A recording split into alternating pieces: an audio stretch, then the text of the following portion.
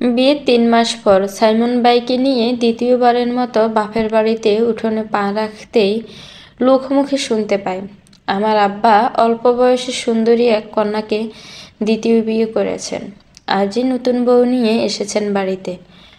লোকজন আমাকে দেখে মিটমিট করে হাসছে, কেউ বা তাচ্ছিল্যের সুরে বলছে, কিরে জবা, বাপের নতুন বউ দেখতে আসছিস নাকি?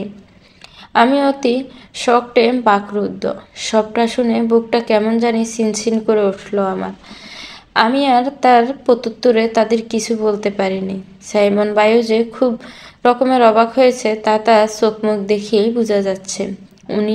তবুও উনি নিজেকে সামনে ওখান থেকে আমাকে ধরে নিয়ে গেলেন সামনের দিকে। এই বয়সে এসে মাকে রেখে আব্বা এমন এক কাজ করবে কখনো কল্পনাতেও ছিল না আমার। কাঁপা কাঁপা পায়ে সাইমন ভাইকে ধরে বাড়ির ভিতরে আসলাম আমি।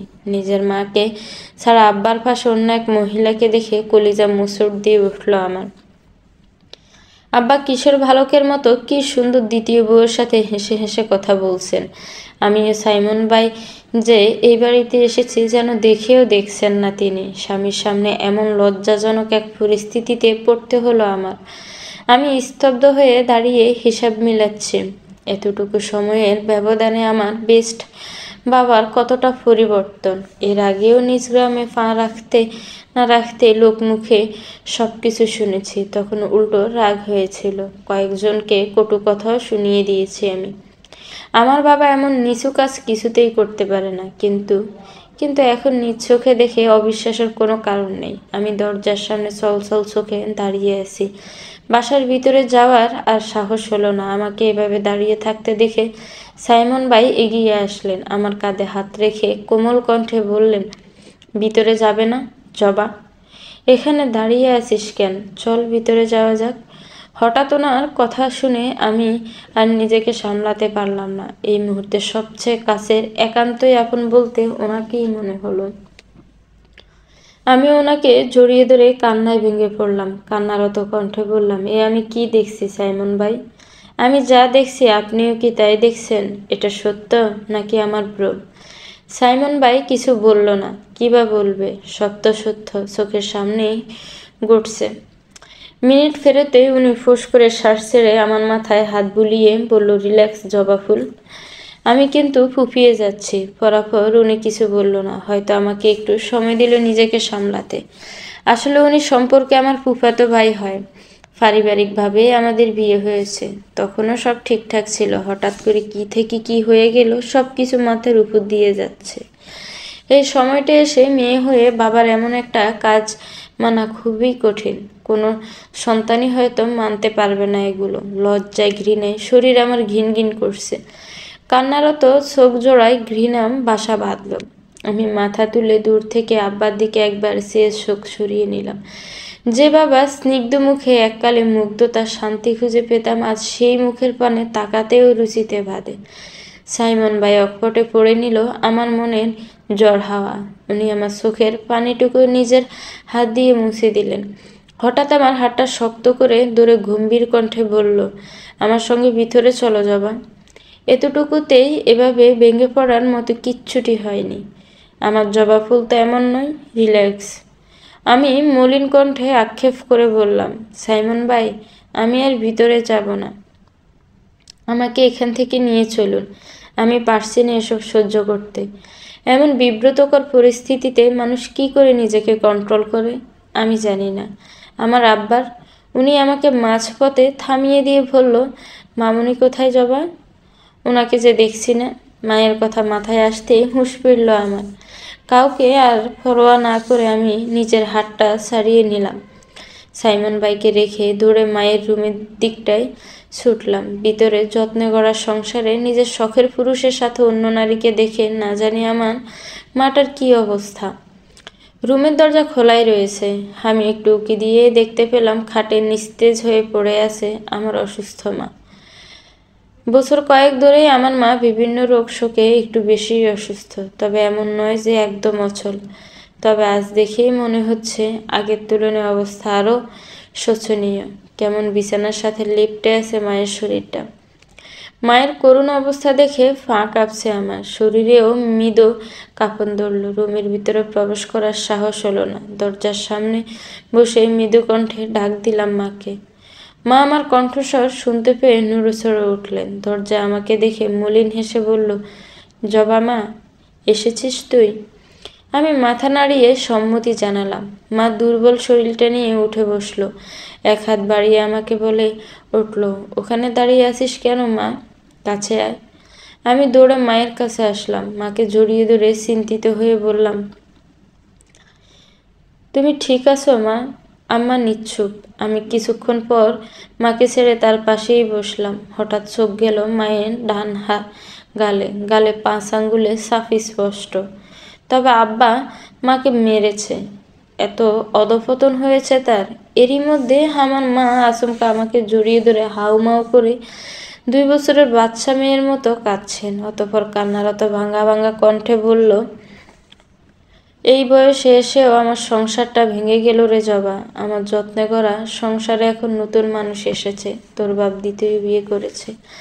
আমি মায়ের কথার বিপরীতে কিছু বলতে পারলাম না। কি বলা উচিত আমার জানা নেই। আমার বয়স যতই হোক, বাঙালি নারী কস্মিক কালেও তার স্বামীর ভাগ অন্য কাউকে দিতে চায় না। সেখানে আমার মা ভালোবেসে বিয়ে করেছিলেন বাবাকে। আমার মা শেষ বয়সে এসেও সংসার হারানোর কষ্টে বেকুল হয়ে কাঁদছে। আমি কখনো মাকে এভাবে কাঁদতে দেখিনি, আর না কখনো এভাবে ভেঙে পড়তে দেখেছি। আমি নিজেকে সামলে মাকে আগলে চুপ করে বসে রইলাম। আমাকে চুপ থাকতে দেখে মামা তুলে তাকালো। চোখের জলটুকু আঁচল মুছতে মুছতে বলল, মারে, এই দিন দেখার আগে কেন আমার মরণ হলো না? তোর বাপ আমার বড় শখের পুরুষ ছিল রে মা। মায়ের অসহায়ত্ব কান্না দেখে আমারও ভিতর থেকে দলা পাকিয়ে কান্না আসছে, কিন্তু আমি কাঁদলাম না। মায়ের দিকে তাকিয়ে গম্ভীর কণ্ঠে বললাম, কেঁদো না মা, তোমার গালে কিসের চাপ মা? তোমার গায়ে উনি হাত তুলছে মা? মা হঠাৎ ছলছল চোখে হাসলো, আমার দিকে তাকিয়ে উদাস কণ্ঠে বলল, এই কিছু না মা, সামান্য ভালোবাসার চিহ্ন। আমি যা বুঝার বুঝে নিয়েছি। মায়ের হাত ধরে বসা থেকে উঠে দাঁড়ালাম। দরজায় দাঁড়িয়ে আছে সাইমন ভাই। মেয়ের জামাইয়ের সামনে এরকম এক বিব্রত পরিস্থিতিতে পড়ে মা বেশ লজ্জা পেল। তার মধ্যে মা আমার হাত ছাড়িয়ে অন্যদিকে তাকিয়ে নিজের চোখ মুছল, আঁচল দিয়ে গালের আঘাতে চিহ্ন আড়াল করতে চাইল।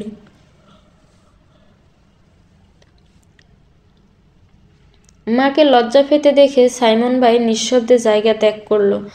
আমি মায়ের হাত ধরে বসার ঘরে নিয়ে আসলাম। সাইমন ভাইও এখানে আছেন। আব্বা মায়ের পাশের রুমে নতুন বউ নিয়ে আছেন। মা সেই রুমটায় একবার সে দৃষ্টি সরিয়ে নিলেন। প্রিয় পুরুষটি আজ অন্য নারীর সঙ্গে বদ্ধ রুমে। তার হয়তো কলিজে ছিঁড়ে যাচ্ছে, দম আটকে আসছে। নতুন পেলে পুরাতন হয়ে যায় অবহেলিত। ভালোবাসা আজকাল মরীচিকাময়। হঠাৎ মায়ের মুখে এমন কথা শুনে চমকে উঠলাম আমি, সাথে সাইমন ভাইও। মা পরিস্থিতি সামলাতে মুচকি হাসলো। এই হাসির আড়ালে রয়েছে সীমাহীন কষ্ট। আমি যদি পারতাম মায়ের সবটুকু কষ্টটুকু নিজের করে নিতাম। আমি মায়ের মুখ ছুঁয়ে অসহায় কণ্ঠে বললাম, মা। তার মধ্যে মা সাইমন ভাইকে উদ্দেশ্য করে বলে উঠল, সাইমন বাবা আমার, তুমি জবাকে নিয়ে এক্ষুনি এখান থেকে চলে যাও। আর কখনোই বাড়িতে এসো না। আমার জবাটাকে সারা জীবন আগলে রেখো বাবা। ওকে কখনো কোনো কষ্ট দিও না। আজকের দিনটার জন্য আমি লজ্জিত বাবা।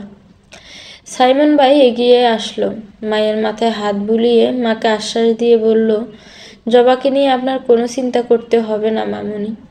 আমি যতদিন আছি জবা ভালো থাকবে, কিন্তু এক্ষুনি চলে যাব?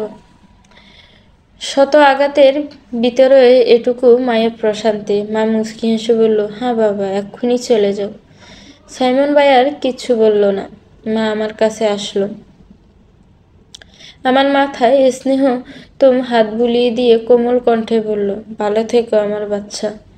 অতঃপর মা দুর্বল শরীরটা নিয়ে বাড়ির সদর দরজার দিকে চলে গেলেন। আমিও মায়ের পিছনে পিছনে গিয়ে জিজ্ঞাসা করলাম, কোথায় যাচ্ছ মা? মা দাঁড়ালো। আমার দিকে তাকাতেই টুপ করে চোখ দিয়ে গড়িয়ে পড়ল অশ্রুকণা। অস্বাভাবিক কণ্ঠে মা বলল, কোথায় যাচ্ছে জানি না, তবে তোর বাপের থেকে মুক্তি নিচ্ছি। ভাগাভাগির জিনিস কোনো কালেই পছন্দ নয় আমার। এই বয়সে এসে বাবা মায়ের বিচ্ছেদ না, আমি হতে দিব না। আমি মাকে সঙ্গে সঙ্গে জড়িয়ে ধরে কেঁদে উঠলাম। কাঁদতে কাঁদতে বললাম, তুমি কোথাও যাবে না মা, এই সংসার তোমার, তুমি তোমার সংসার ছেড়ে কোথাও যাবে না। তুমি কেন তোমার সংসার এত সহজে অন্য কাউকে দিয়ে দিবে মা? মা আমার কপালে চুমু খেলো, আমার চোখের পানি মুছে দিয়ে মৃদু কণ্ঠে বলল, নারীর জীবনে স্বামীর ভূমিকা অপরিসীম। স্বামী অন্যের হয়ে গেলে সংসারও অন্যের হয়ে যায় রে জবা। আমি দুঃখিত মা, আমি পারলাম না তাকে নিজের করে রাখতে। কাছ থেকে মায়ের কষ্ট দেখে আমার বুকটা হাহাকার করছে। পরক্ষণে আব্বার উপর তীব্র রাগ হলো। তার জন্য আমার মায়ের এত কষ্ট হচ্ছে, এর একটা বিহিত করতেই হবে। আমি মাকে ছেড়ে পাশে থাকা একটা ফুলদানিতে লাথি মেরে ফেলে দিলাম। মুহূর্তে ফুলদানিটা ভেঙে চূর্ণ বিচূর্ণ হয়ে ফ্লোরে ছড়িয়ে পড়ল। মা আমাকে শান্ত হতে বলল, কিন্তু সাইমন ভাই নিচ্ছুপ। আমার দিকে একবার অসহায় চোখে তাকালো, যার অর্থ, সরি জবা ফুল, এখানে আমার কিছু করার নেই। এই পরিস্থিতিতে কাকে কি ভুলবে সে? মেয়ের জামাই হিসেবে তার কাছে এগুলো লজ্জাজনক ঘটনাই বটে। আজ বাবা নামক অমানুষটার জন্য আমার মায়ের শখের সাজানো বাগানটা কালবৈশাখীর মতো তছনছ হয়ে যাচ্ছে। আমি নিজেকে আর সামলাতে পারলাম না। হাতের কাছে যা পেলাম সব ভাঙচুর করতে লাগলাম। এরই মধ্যে ভাঙাচোরার শব্দ পেয়ে রুম থেকে বেরিয়ে আসলেন আব্বা। তার পিছনেই রুমের দরজায় জড়সড় হয়ে দাঁড়িয়ে আছে অল্প বয়সী সুন্দরী একটা মেয়ে। না চাইতেও আমি চাইলাম একবার তার দিকে। মেয়েটা বলা যায় আমার বয়সী। শেষমেশ আব্বা কিনে মেয়ের মতো একটা মেয়েকে বিয়ে করলো। ছি! ঘৃণায় মুখ ফিরিয়ে নিলাম। এরই মধ্যে কয়েকজন প্রতিবেশীরাও ছুটে আসলেন। মা মাথা নিচু করে অন্যদিকে মুখ করে দাঁড়িয়ে আছেন। তীব্র ক্রোধে আমি আব্বার সামনে একটা কাঁচের গ্লাস সশব্দে ফেলে দিয়ে চিৎকার করে বললাম, আপনি আমার মায়ের গায়ে হাত তুললেন কোন সাহসে? এই বয়সে এসেও বিয়ে করার এত শখ আপনার? শেষমেশ মেয়ের বয়সী বাচ্চা একটা মেয়েকে বিয়ে করলেন আপনি।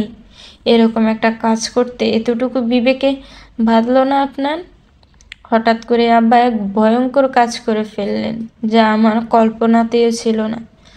উপস্থিত সবাই চমকে উঠলেন এতে। আব্বা আব্বা শব্দে আমার গালে পরাপর দুটো থা পপ রমি রে বসলেন। অতঃপর বা জ খাই গলায় বলে উঠলেন, আমি তোর বাপ হই জবা।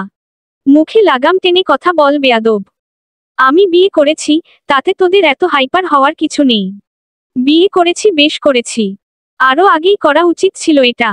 তোর মা কি দিয়েছে আমায়? উল্টো বছরের পর বছর অসুস্থতার দোহাই দিয়ে আমার টাকা পয়সা সব খেয়েছে। আজ অবধি একটা ছেলে দিতে পারেনি আমায়।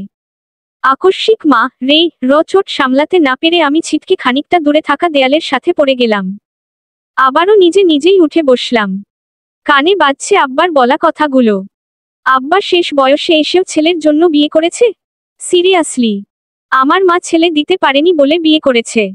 এতগুলো মানুষের সামনে কত সুন্দর করে বলে দিল আব্বা। আচ্ছা, ছেলে কিংবা মেয়ে কি মায়েদের হাতে? ছেলে মেয়ে সন্তান জন্ম দেওয়ার খেয়ে এখানে তো নারীর ভূমিকা নেই, বরং পুরুষের ভূমিকা অপরিহার্য। কিন্তু এই সমাজ ছেলে সন্তানের জন্য নারীকেই কেবল দোষারোপ করছে। হা! এদিকে আব্বার কাজে উপস্থিত সবাই হতবাক। আবার কেউ বা দাঁড়িয়ে মিটমিট করে হেসে মজা লুটছে।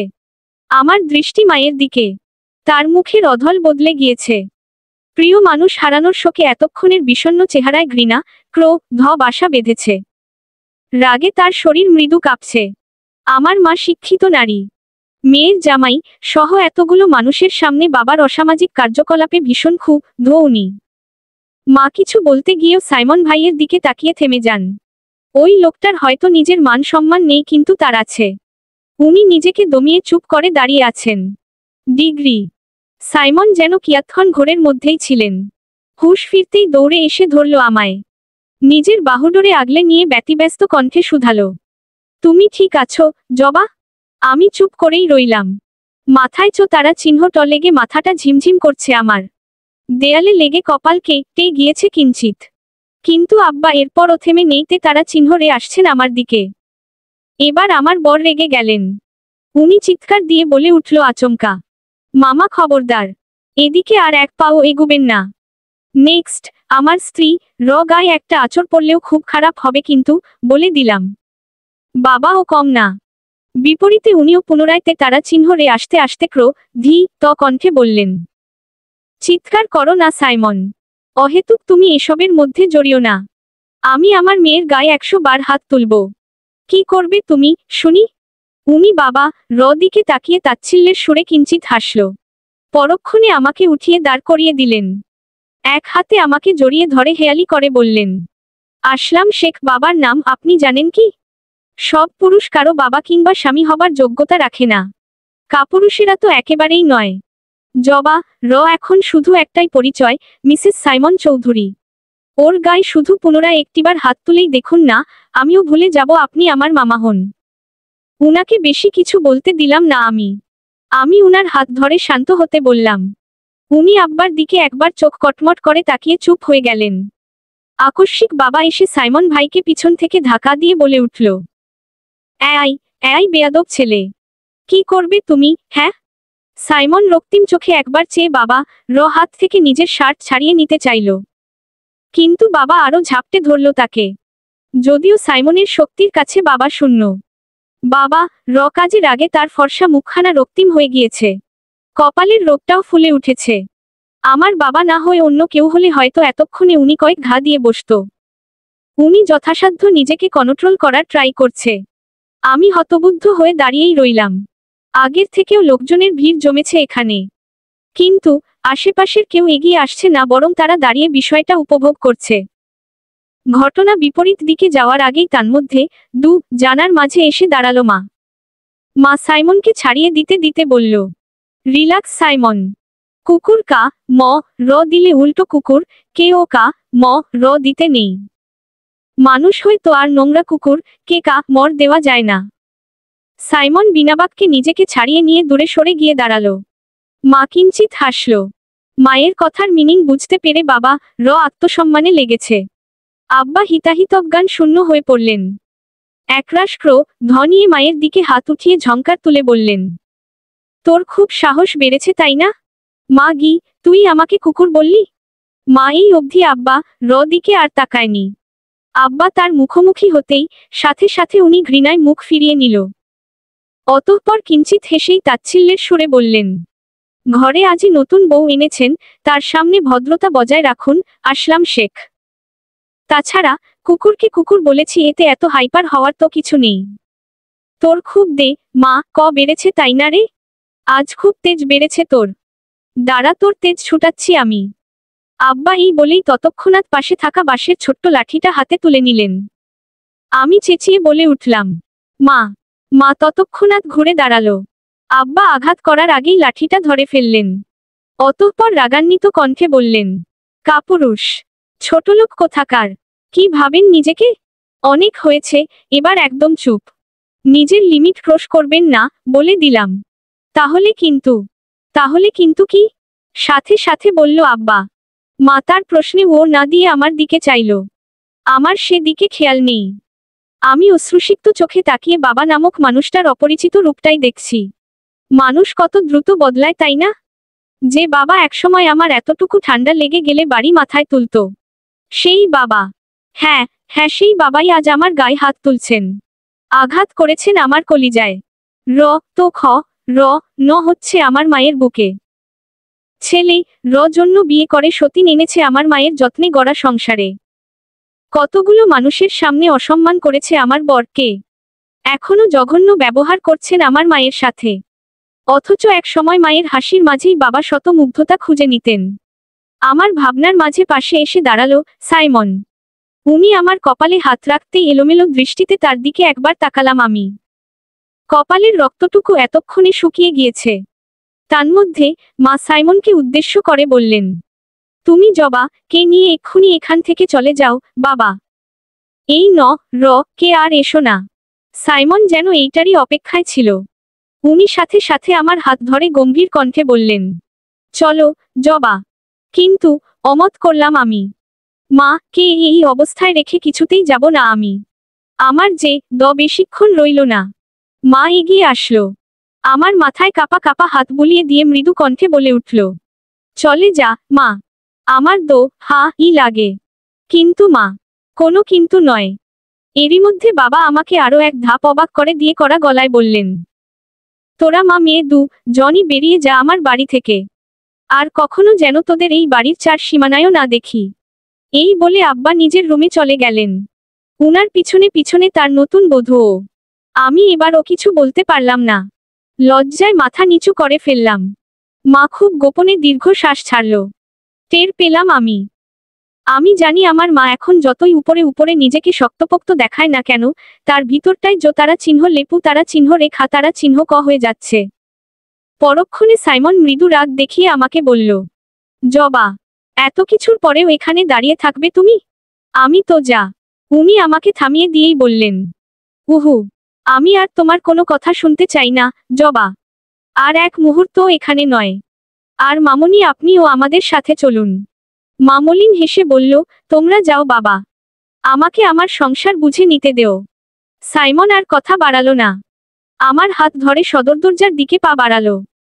পিছনে ঘুরে একবার তাকিয়ে দেখতে পেলাম, মা আমার যাওয়ার দিকে এক দৃষ্টিতে তাকিয়ে আছেন। আমি তাকাতেই মা দৃষ্টি সরিয়ে নিল। আঁচলে চোখ মুছে পুনরায় সবার উদ্দেশ্য করে কড়া গলায় বললেন, আপনারাও চলে যান। দাঁড়িয়ে আছেন কেন এখানে? অনেক তো দাঁড়িয়ে দাঁড়িয়ে সার্কাস দেখলেন। সার্কাস শেষ, এখন চলে যান। কিছু মহিলা মুখ বাঁকিয়ে চলে যেতে নিল। কেউ বা এখনো দাঁড়িয়ে শেষটুকু উপভোগ করতে চাইছেন। তন্মধ্যে আব্বা নিজের রুম থেকে বেরিয়ে উচ্চ স্বরে বললেন, উনারা কেউ যাবে না। তুই এখান থেকে চলে যাবি। দাঁড়া, সেই ব্যবস্থা আমি করে দিচ্ছি। আপনারা সবাই দাঁড়ান। আব্বার কণ্ঠ শুনে দাঁড়িয়ে গেলাম আমি সহ সবাই। আব্বা পুনরায় আবারও বলে উঠল, এই যে আপনারা সবাই সাক্ষী, আপনাদের সাক্ষী রেখে আমি আমার প্রথম স্ত্রী কে এই মুহূর্তে তালাক দিচ্ছি। উনি পরপর গটগট করে 3 বার তালাক শব্দটি উচ্চারণ করলেন। আব্বার ভয়ঙ্কর কাজে কেঁপে উঠলাম আমি। সবকিছু এত দ্রুত হয়ে গেল। আব্বা এত নিষ্ঠুর শাস্তি দিল মাকে। আহ, এই বয়সে এসেও বাবা মায়ের বিচ্ছেদ। আমার কলিজা তারা চিহ্ন তারা চিহ্ন দিয়ে উঠল। আমি সাইমন ভাইকে উপেক্ষা করে কাপা কাপা পায়ে দৌড়ে আসলাম মায়ের কাছে। আমার মা মাথা নিচু করে পাথরের মতো দাঁড়িয়ে আছে। আমি ধরলাম মাকে। আরো কয়েকজন মহিলা এগিয়ে আসলো। আমি ক্ষীণ কণ্ঠে ডাকলাম, মা। মা এলোমেলো কণ্ঠে বলে উঠল, পৃথিবীতে আমরা এমন অনেক কিছুই নিজের মনে করি, যা কখনোই আমাদের ছিল না, আর থাকেও না। আসলেই প্রিয় বলতে কেউ হয় না। কেউ শেষ অবধি একান্তই কারো হয়ে থাকে না। পুরুষ বদলায়, কারণে অকারণে বদলায়। এই শহরে কারণে অকারণেই ভালোবাসার বিচ্ছেদ হয়। বছরের পর বছর পার করা ভালোবাসার ও বিচ্ছেদ হয়। এই শহর থেকে ভালোবাসা শব্দটি রে যা ক। মায়ের হৃদয় না তো খ র নি অ কথা শুনে নিজেকে আর সামলাতে পারিনি আমি। কেঁদে উঠলাম শব্দ করে। মা নির্জীব হয়ে আছেন। পুনরায় আবারও বললেন, বলতে আমার কিছু রইল না রে। একটা মানুষকে ভালোবেসে ঘর ছেড়েছিলাম আমি। ছেড়ে এসেছিলাম বাবা মা, প্রিয়জন। অথচ ভালোবাসার মানুষটি শেষ বয়সে আমায় ভালোবেসে সতীন উপহার দিয়েছে। ভালোবাসা আরো গাঢ় হলো, অতঃপর বিচ্ছেদ উপহার দিল। বাবা নামক মানুষটার দিকে চাইলাম এক পলক। সে বেশ আয়েস করে বসে আছেন। এক আকাশ সমান ঘৃণা জন্ম হলো এই মানুষটার উপর। আমি নিজেকে সামলে নিলাম।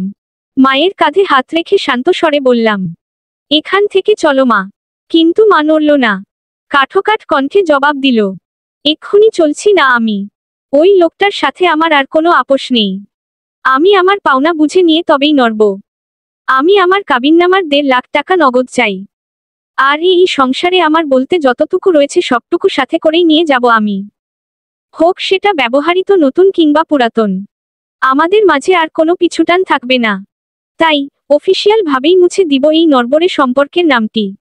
এখানে লেনা দেনায় একচুল পরিমাণও ছাড় দিব না আমি। জবা, তুই ওই লোকটাকে বল এক্ষুনি যেন সবকিছুর ব্যবস্থা করে। আমি আমার প্রাপ্য অধিকার চাই। একদমই কথাগুলো বলে মা ধীর পায়ে সদর দরজার বাহিরে গিয়ে দাঁড়ালেন। চিরতরে ত্যাগ করলেন স্বামীর শখের ঘরখানা। ত্যাগ করতে হলো এতদিনের যত্নে গড়া সংসার। যে সংসারটা একটু আগেও তার ছিল, সেই সংসারটা এখন পুরোটাই অন্য কারো। শুধু সংসারটাই নয়, প্রিয় মানুষটিও অন্য কারো। শখের পুরুষটি আজ থেকে তার জন্য একেবারেই নিষিদ্ধ। বুক চিরে ভারী দীর্ঘশ্বাস বেরিয়ে আসলো মায়ের। লোকচক্ষুর আড়ালে চোখ দুটো টলমল করে উঠল তার। কিন্তু কাঁদল না মা। চোখের জলটুকু গড়িয়ে পড়ার আগেই নিজেকে সামলে নিল। এত মেন্টাল প্রে সা রে র পরেও মা আজ ভেঙে পড়েননি। মায়ের শক্তপোক্ত কথা শুনে কিয়ৎক্ষণ আব্বা তব্দা খেয়ে মায়ের দিকে তাকিয়েছিলেন। যে মানুষটা সামান্য বিষয়ে আঁচলে চোখ মুছতেন, আজ সেই মানুষটা স্বামী হারানোর শোক ভুলে ঝংকার তুলছেন। আব্বা হয়তো ভাবছিলেন, মা এত কিছুর পরেও তার হাত পা ধরে কান্নায় ভেঙে পড়বেন। এতটুকু আশ্রয় ভি তারা চিহ্ন খা চাইবে। আর উনি মানুষটার অসহায়ত্বের সুযোগ নিবেন।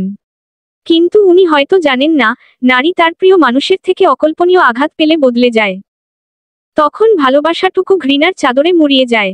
আব্বা অবিশ্বাস্য চোখে দেখছিলেন মাকে। কিন্তু মা ভুল করেও তাকায়নি এই লোকটার দিকে। আমি দেখছিলাম আব্বা জন্য মায়ের চোখে একরাশ ঘৃণা। আমিও বাবা নামক লোকটার দিকে ঘৃণায় আর তাকাতে পারলাম না। এই মুহূর্তে এই লোকটার সাথে কথা বলতেও শরীর ঘিন ঘিন করছে। আমিও মুখ ফিরিয়ে নিলাম। মায়ের পিছনে পিছনে ঘর থেকে বেরিয়ে গেলাম। দাঁড়ালাম মায়ের কাছ ঘেঁষে। মা মলিন হাসল। এই হাসির আড়ালে আমি দেখেছিলাম মায়ের অসহায়ত্ব।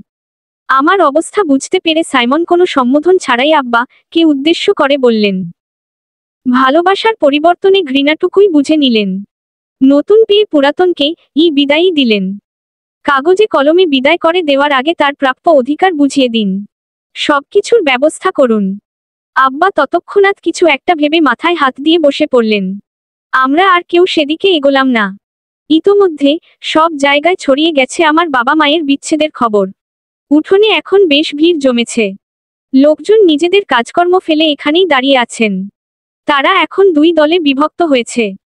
এক পক্ষ আব্বার পক্ষে, অন্য পক্ষ আম্মা পক্ষে। কেউ বা আফসোস করছে মায়ের জন্য, কেউ বা ঠিক কাজ হয়েছে, আব্বা ঠিক কাজ করছে বলে বাহবা দিচ্ছে। আমার মা এদের কথা আমলে না নিয়ে উঠোনের এক কোণায় চুপচাপ বসে আছেন। নির্জীব ভঙ্গিতে কিছু একটা ভাবছেন। আমিও মায়ের পাশে বসা। সাইমন ভাই বাড়ির পাশে থাকা বাজারে গিয়েছে কিছু একটা কাজে। মিনিট পেরুতেই মা হঠাৎ করে বলে উঠলেন, জবা, তুই এখানে বসে আছিস কেন? ঘরে গিয়ে আমার জিনিসপত্রগুলো গুছিয়ে ফেল। আমি আমতা আমতা করে বললাম, তুমিও আমার সাথে চলো মা। ওই ঘরটা এখন আমার জন্য জবা। যে ঘর একবার ত্যাগ করেছি আমি, সেই ঘরে আর পা রাখতে চাই না। তুই যা, ওখানে তোর অধিকার রয়েছে। আমি আর কথা বাড়ালাম না। আশেপাশের কয়েকজন রাপড়শিদের নিয়ে চলে গেলাম মায়ের ঘরে। একে একে তার সবকিছু গুছিয়ে নিলাম। আব্বা বাসায় নেই বোধ হয়। নতুন বউ একটা রুমে দরজা বন্ধ করে বসে আছেন। শুনেছি আব্বা বাড়ির দলিল জমা দিয়ে ব্যাংক থেকে লোন উঠাতে গিয়েছে। ডিগ্রি। বিকাল গড়িয়ে সন্ধ্যা নেমেছে ধরনীর বুকে। গ্রামের কিছু সম্মানিত ব্যক্তিরা মিলে সিদ্ধান্ত নিয়েছে সন্ধ্যা 7টায় আমাদের উঠানে সালিশ বসবে। যেহেতু মৌখিকভাবে হলেও তাদের তালাক হয়ে গেছে, তাই কেউ আর সবকিছু মিটমাট হওয়ার প্রশ্ন তুলছেন না। মায়ের সিদ্ধান্ত মেনে নিয়েছেন সবাই। মা যেভাবে চায় তারা সেভাবেই সবকিছুর ব্যবস্থা করে দিবেন। সবকিছু হতে আর মায় কয়েক ঘন্টা বাকি। আব্বাও ইতোমধ্যে টাকা পয়সা গুছিয়ে ফেলছেন। সবকিছু কি অদ্ভুত। কেউ পবিত্র সম্পর্ক হারানোর শোকে শোকাতুর। কেউ বা নতুন পেয়ে পুরাতন কে বিদায় করার জন্য করছে আয়োজন। কোনো এক চাপা ব্যথা বুকে নিয়ে পাথর হয়ে আছেন আমার মা। সেই থেকে এখন অবধি একই জায়গায় বসে আছেন উনি। এ অবধি আমাদের কারো কিছুই খাওয়া হয়নি। যদিও সাইমন ভাই বাহির থেকে শুকনো খাবার এনেছিল আমাদের মা মেয়ের জন্য। কিন্তু এই পরিস্থিতিতে কারো গলা দিয়ে খাবার নামেনি। খাবারগুলো অযত্নে একইভাবে পড়ে আছে। অবশেষে কাঙ্ক্ষিত সময়টি আসলো। বাড়ির উঠোনে এখন বড় আসর বসেছে। অনেক লোক এসেছে, সাথে আছে মসজিদের ইমাম। এলাকার চেয়ারম্যানের সামনেই এক পাশে দাঁড়িয়ে আছি আমি, সাইমন, মা। বিপরীত দিকে আব্বা দাঁড়িয়ে আছেন। সে বড্ড স্বাভাবিক। কিন্তু মা আমাকে শক্ত করে ধরে দাঁড়িয়ে আছেন। আমি টের পাচ্ছি আমার মায়ের সারা শরীর কাঁপছে। চোখ দুটো টলমল করছে। এরই মধ্যে চেয়ারম্যান আব্দুল মতিন কে উদ্দেশ্য করে বললেন, আপনার আর কিছু বলার আছে? কোনো অভিযোগ আছে কি? মা কিয়ৎক্ষণ চুপ করেই রইলেন। অতঃপর নিচের দিকে তাকিয়ে এলোমেলো কণ্ঠে বললেন, নতুন করে কিছু বলার নেই চেয়ারম্যান সাব। না আমার উপর তার সম্মান ছিল, না আমার উপর তার নিয়ন্ত্রণ ছিল। যখন প্রতিশ্রুতি নেই, তখন ব্যর্থ তা র দু খ কিসের? সে তার নিজের পথে গেল, আমি আমার পথে গেলাম। আপনারা দয়া করে দ্রুত আমার চলে যাওয়ার ব্যবস্থা করুন। এখানের সবকিছুই আমার অসহ্য লাগছে। আমার ম বন্ধ হয়ে আসছে। আমি বুঝতে পারছি আপনার কষ্টটা। মা পরক্ষণে মলিন হাসল, চেয়ারম্যানের উদ্দেশ্য করে বললেন, এ পৃথিবীতে সবাই আমাদের বুঝলেও প্রিয় মানুষগুলো আমাদের কশ্চিনকালেও বুঝে না। চেয়ারম্যান আর কিছু বললেন না। মা পুনরায় আবারও বললেন, আচ্ছা, বাদ দিন। আর একটা কথা বলি, এখানে আমার মেয়ের জামাই সহ অনেকেই উপস্থিত রয়েছে। তাই দয়া করে তাদের সামনে বিভ্রান্তমূলক প্রশ্ন করবেন না। আরও কিছু ফর্মালিটি পূরণ করা হলো। বিচারসভা কিয়ৎক্ষণ শুনশান নীরবতায় আচ্ছন্ন। তার মধ্যে চেয়ারম্যান সাব আব্বার থেকে টাকা বুঝে নিয়ে আমার হাতে তুলে দিলেন। অতঃপর মসজিদের ইমামকে অনুমতি দিলেন পরবর্তী ব্যবস্থা করতে। কয়েক মিনিট পেরোতেই চোখের সামনে চিরতরে বিচ্ছেদ হয়ে গেল আমার বাবা মায়ের। মা নীরবে কাঁদছে। এতক্ষণে জমিয়ে রাখা অশ্রুগুলো আর বাঁধ মানল না। মা কে বুকে জড়িয়ে ধরে আছি আমি। আমার চোখেও জল। মিনিট 5 পেরোতেই মা নিজেকে সামলে নিল। উঠোনের এক কোনায় দাঁড়িয়ে আছে বাবা ও তার নতুন বউ। মা খানিকটা সেদিকে এগিয়ে গেল। সাথে আমিও গেলাম। মা লম্বা শ্বাস ছেড়ে জড়ানো কণ্ঠে বাবা কে বললেন, একই পৃথিবীতে আপনিও থাকবেন আর আমিও। একই বাতাসে পড়বে আপনার আমার নিঃশ্বাস। কিন্তু আর এক নেই আমাদের জীবনের পথচলা। রাখা হয়নি আমাদের একসাথে চলার আশ্বাস। এই শহরে চলার পথে আমাদের আর কখনো দেখা কিংবা কথা না হোক। আপনি আমি কেউই রাখিনি সেই পিছুটান। বিচ্ছেদের অন্ত্রণাটা ভোগ করে হলেও সম্পর্ক নামক তত্ত্ব অন্ত্র না থেকে আপনাকে মুক্তি দিলাম। তবুও আপনি ভালো থাকবেন। মায়ের কণ্ঠে কিছু একটা ছিল হয়তো। আব্বা সাথে সাথে মাথা নিচু করে নিলেন। আমি মায়ের জড়ানো কথা শুনে শব্দ করে কেঁদে উঠলাম। চোখের সামনে বাবা মায়ের আলাদা হবার দৃশ্য আর কোনো সন্তানের সামনে না আসুক। এই অন্ত্রণা যে সহ্য করার মতো নয়। আহ, এ যেন এক অন্ত্র না। মা এরপরও থেমে নেই। আব্বার পাশে দাঁড়ানো নতুন বউয়ের দিকে এক পলক তাকিয়ে চোখ সরিয়ে নিলেন। অন্য দিকে তাকিয়ে গম্ভীর কণ্ঠে বললেন, তুমি আমার মেয়ের বয়সী হবে। তাই তোমাকে সতীন বলে সম্বোধন করতে পারলাম না। তুমি বাচ্চা মেয়ে হয়েও আমার থেকে কেড়ে নিলে আমার এতদিনের গড়া সংসারটা। না না, এই মুহূর্তে আমার কোনো আক্ষেপ নেই। তবে আমার রুহুয়ের হায় তোমাদের ভালো থাকতে দিবে না।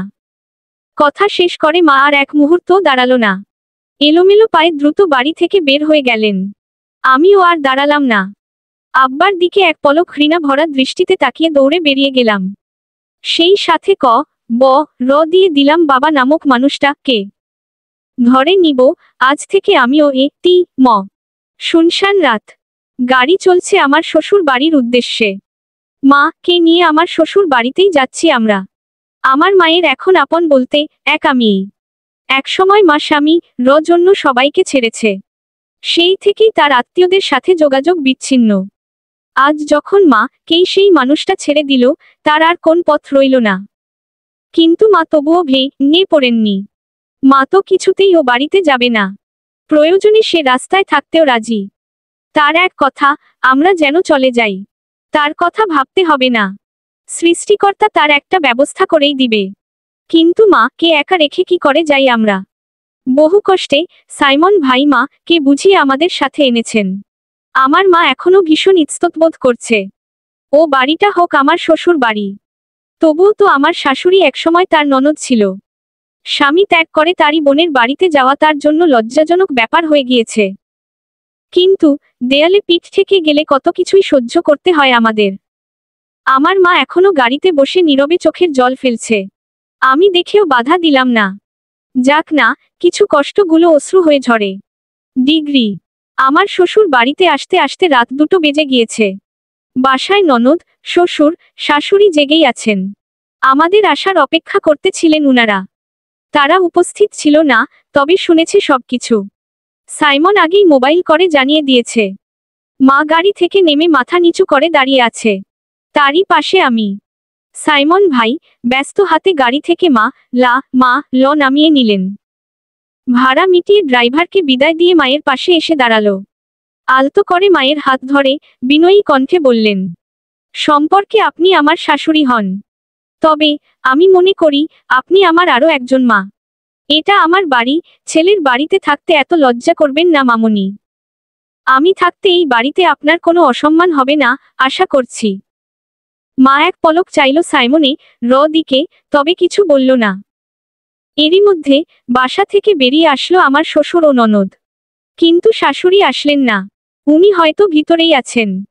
সাইমন আর দেরি না করে মায়ের হাত ধরেই ভিতরে দিকে পা বাড়ালো। আমরা তিনজন ও হাতে হাতে জিনিসপেগুলো নিয়ে আসলাম। বসার ঘরেই গম্ভীর হয়ে বসা ছিলেন আমার শাশুড়ি। সাইমন তার শাশুড়ির হাত ধরেই মায়ের নিকটে চলে গেলেন। মায়ের দিকে তাকিয়ে মৃদু কণ্ঠে বললেন, মা, তোমাকে একটা কথা বলি? বল, ছোট্ট করে জবাব দিল মা। সাইমন ভাই কোনো বনিতা ছাড়াই আগের ন্যায় বললেন, জবা ও মামনির সাথে আমাদের আগে পিছে পুরনো সম্পর্কের কোনো পিছুটান নেই। মামনি এই মুহূর্তে এই বাড়িতে এসেছে শুধু জবার মা হয়ে। জবা তার একমাত্র কন্যা। তুমিও যেমন তোমার ছেলের সাথে একসাথে থাকছো, তেমনি মামনিও এখন থেকে এই বাড়িতে তার মেয়ের সাথে থাকবে। আশা করছি তাকে কখনো তোমরা অসম্মান করবে না।